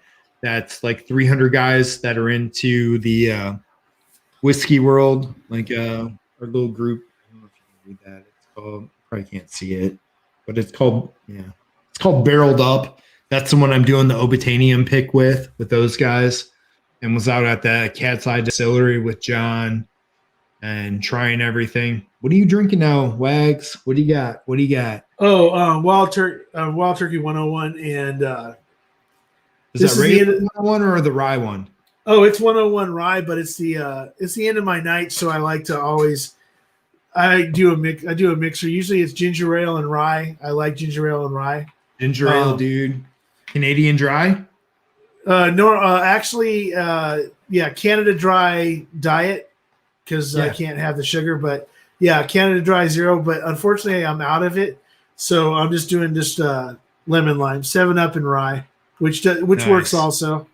I'm going to tell you one of my favorites to mix with when I do mix is Squirt, but Squirt puts out a diet one now. Right. It's like a diet Squirt. Dude, that stuff's unreal. I cheat that in my old fashions a little bit. I used to do that when my family, we owned bars when I was a kid. So I grew up in the bar industry, working in it. I talk about that a little bit, but like I joke, I got Weller's up here. Weller's Special Reserve used to be our rail freaking shit that we used to get, and it was $14.88 a bottle. That was a rail bourbon, and nobody wanted it. Nobody wanted it. I couldn't sling a bourbon in the late 90s, early 2000s to save my ass, but everybody would buy Jim Beam and Jack Daniels and maybe a Knob Creek here and there, but nobody would buy the shit. I thought it was all right. I didn't think it was great. But like 3 years ago, I went to a charity bourbon deal with my wife, and the guy poured me a Elijah Craig barrel proof as my first pour that I really ever had that wasn't, like something basic. Yeah. I had that. Dude, I was hooked. From that minute on, I was like, whoa, bourbon's the shit. Why have I not been drinking this? Yeah, I went into a local bar here down the street, and a couple weeks ago, I was saying, hey, I wonder what kind of stuff they have, like, what they got behind the counter, what they got, on the top shelf and shit like that. And I go in there, and I'm talking to the guy, and I'm like, hey, let me get a pour, like a 2-ounce freaking pour, neat. And he's like, what do you want? I said, what do you got? And they're still freaking pushing, like, they're talking like Jack Daniel's single barrel as their fucking top shelf. And I'm like, sitting there going, are you fucking kidding? I looked at him and I said, are you fucking kidding me? You're going to charge me. Now listen, this is a 2-ounce pour, so it's a double, right? So freaking a double, they're going to charge me $12 fucking dollars, and it's Jack Daniel's single barrel select, just the black label. It's not freaking gold label. It's not freaking. Oh no, dude! It's just regular. It's the nice freaking bottle and everything else. It's a single barrel select, but it's Jack Daniel's. They want to charge me $12 for it. I'm like, number one is Jack Daniel's. I'm not paying $12 for it. I said, what else do you have? And they said, well, this. And they said, well, we got Wild Turkey. Like our well drink or like the Wells. They've got like there's 101 right there, Wild Turkey 101. I'm like, how much for a freaking 2? Oh, it's $8.50 for a freaking double. I'm like, then give me that. That's better than that other shit you're trying to sell me as top shelf. No shit. Like around here, the store I go to, I was actually happy with it because they actually lowered the price of the regular Jack Daniel's single barrel picks, the black label and then the maroon label rye. Right. Dude, those are $36.99 a bottle here now. Yeah, now I would buy that and throw that on my shelf for somebody coming over because they're going to think it's amazing, compared to a regular. I have the barrel proof. I have the gold label. I was lucky enough to score into that rye bottle at my daughter's basketball tournament. I was pissed off about having to drive to Davenport, Iowa for the 3rd week in a row. And my wife had a headache. So I left the tournament, went to the grocery store, as I'm checking out, I went through the customer service lane. Oh, JD Rye Barrel Proof sitting right there for $55.99. I went to buy a leave, dude. I went to buy a leave in Iowa, and boom, it was sitting there. Hey, the next time you go to Davenport, Iowa, no shit. Trust me. We went the next weekend, and I hit up every single store because that place has multiple stores out there. We went to every single one. I couldn't find anything. Yeah, so Bourbon Neophyte was talking about earlier that what was it? He put, "This is a great stream, enjoying the talk and my Bardstown Fusion too." So guess what? I have not had the fusions. But you have one person, like I was trying to say that explain to people earlier. It is not about how many people watch you, it's about the one person who enjoys your stream. So once you get the one person that enjoys your stream, everything else is bonus. You got one guy that says that you're doing a great stream. This is your very first one, which is awesome. You still got 6 other people. You still got 6 people watching. Yeah, so you're killing it, dude. I'm happy about this. I wasn't worried about how many people I was going to have, how many subscribers I'm up to 59. I started this stream today with 52. Hey, there you go. I'm happy. As long as it keeps on growing, I'm having a good time. The production value is going to get better. The content, I'll up my game now that I understand more of how StreamYard works. Hopefully it sounds really good. I think I got my mic dialed in. Now I got the lighting dialed in a little more. I'll have the background lighting. Right, and then you just got to get the time to finish up the set. I mean, it's the same thing. Yeah. If you, I'm not gonna lie. When I go do shoots and we set this stuff up, I spend 2 days dialing everything in. I spend an hour on my own shit, and I'm that guy in the world.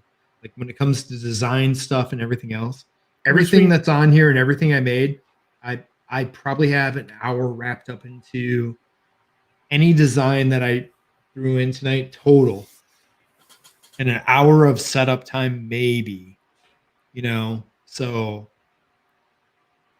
But when I do it for somebody else, shit, we're talking 2 days of time setting it up and dialing it in, having somebody sit there and looking at it, when it comes to lighting and everything else to make sure it's right. It's insane the amount of shit I go through for it. And my own, I don't do it. Young Ping Chang's back. He just got home. YPC. Now he's pouring himself some JD Barrel Rye. Hey, so he's gonna have that Sagamore coming into him soon. So when you set up all this stuff, the reason you put so much time into it, is it because you do not record or you do not take pictures in flat profiles?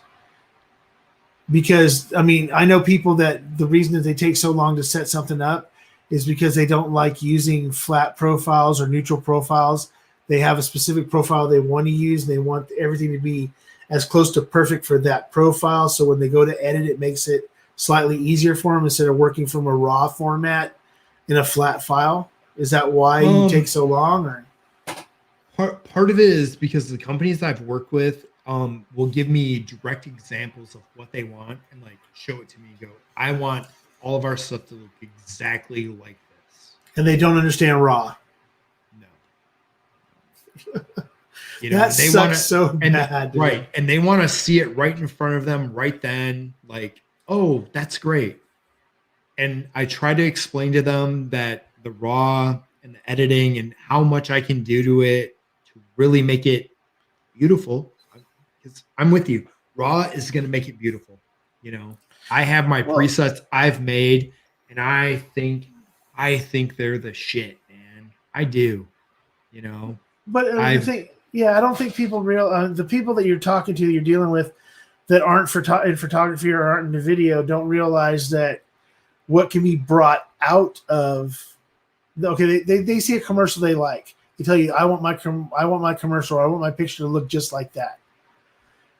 And you try to explain to them that there's a process to it to get it like that takes time. Time means money. Well, they don't want to hear time means money. They don't want to hear that you got to put extra effort in. They want it to come out of the camera when you take the picture and they can see it right then. or quick capture people, where you're tethered to a freaking laptop, you're taking the picture and they can see an automatic of what the picture looks like, and don't realize that if they just gave you a few $100 extra and a few extra days, that if you started with a raw file, how much more you could get out of making a picture that looks great, normally almost feel like it's jumping out and you in 3D when you're not doing any 3D work to it, just because of being able to work with raw file. Which then, like when I did the stuff for the weed company, dude, I gave them a quote. I thought the quote was more than fair because I was going to bring in. I have a couple kids who used to do baseball with me that now have a band, but also run their own production company on top of it. I was going to bring them in as second and third shooters to like really get the whole cinematic going on. Like, because basically this was like a live training the first time they were firing up the weed drying machine for this company. Amazing machine, huge. They flew in people that are their customers from all over the country and a couple that are international. Gave them the quote. They're like, oh, well, this other company said they could do it for $1,000 less than your lowest quote, which is just you. And if we have 3 people shooting, you said it's going to cost more. And it was a 3-day shoot. It was a 3-day shoot. And they're like, if you have the 3 people, it's going to cost $4,000 more. I'm like, 3 days, 3 people shooting, all the stuff we're bringing. I'm like, okay, whatever works for you. They're like, you just shoot it by yourself. They're like, we'll pay you what the other company was willing to do. I'm like, but you can't shoot. You can't. But I told them I was only coming for 1 day at that price, and I did it in 1 day, not 3. I didn't come for all 3 days.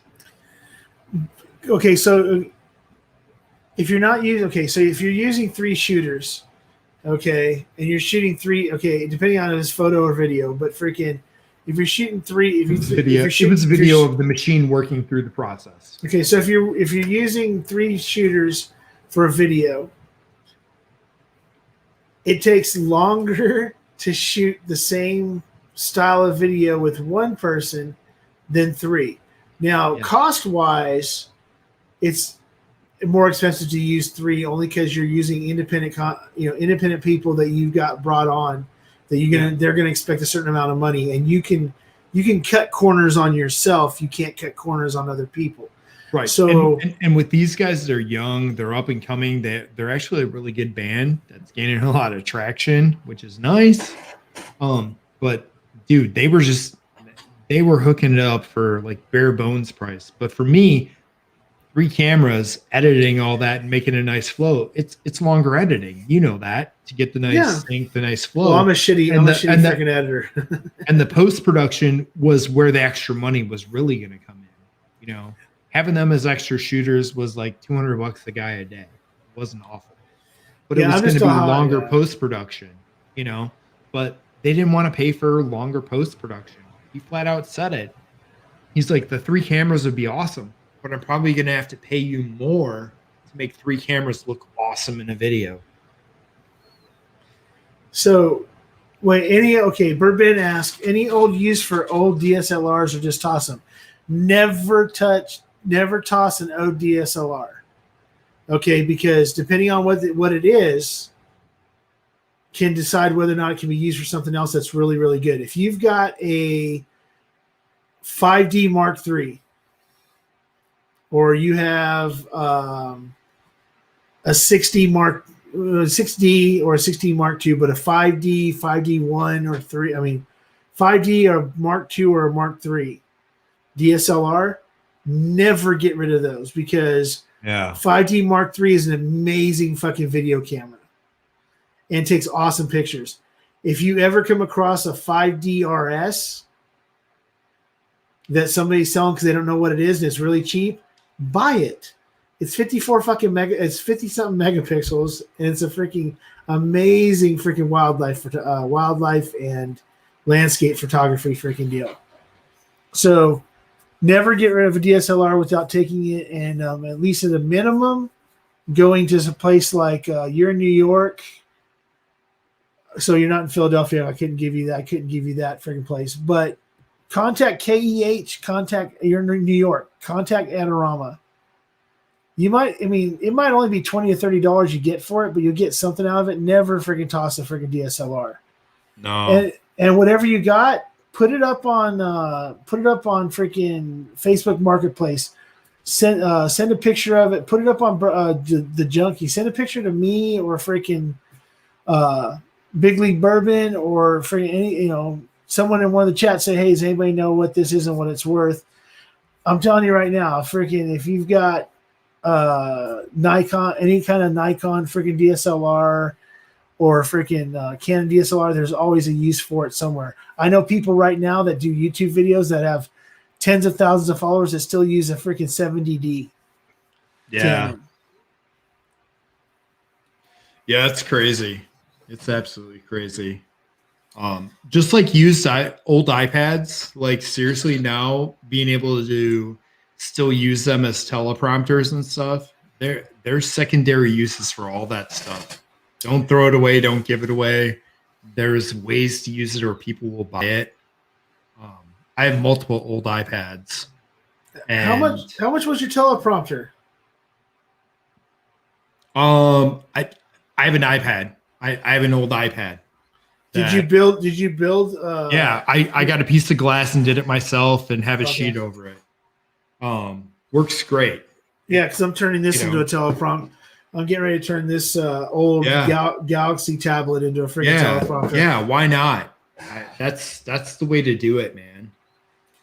And it'll help with my production. See, that's the thing is that people like I'm looking down at a screen right now, or I'm looking over here at a screen. That's how I am. My camera's here. I'm looking down here. I need to stop doing that. And I literally have my camera. My camera is directly over the top of my laptop. I mean, it's only like 3 inches above my laptop, but my laptop's elevated. I'll be right back. Hold on, man. All right. Keep it going, Stan. All right. So the thing is that with this setup, right, I can't script anything for me to do a regular video, like just a normal ass video, not a live. So I'm building with stuff from the dollar store, and I'll probably do a video on it. I'm going to build a teleprompter that will literally sit right in front of the camera and everything else to where I can look directly at the camera and I'll be able to see my screen or see any kind of words any kind of script that I want.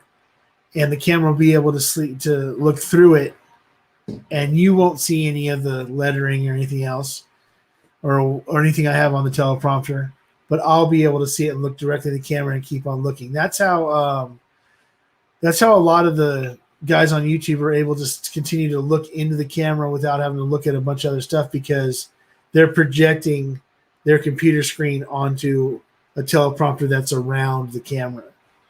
So that's my next step is to freaking work towards that.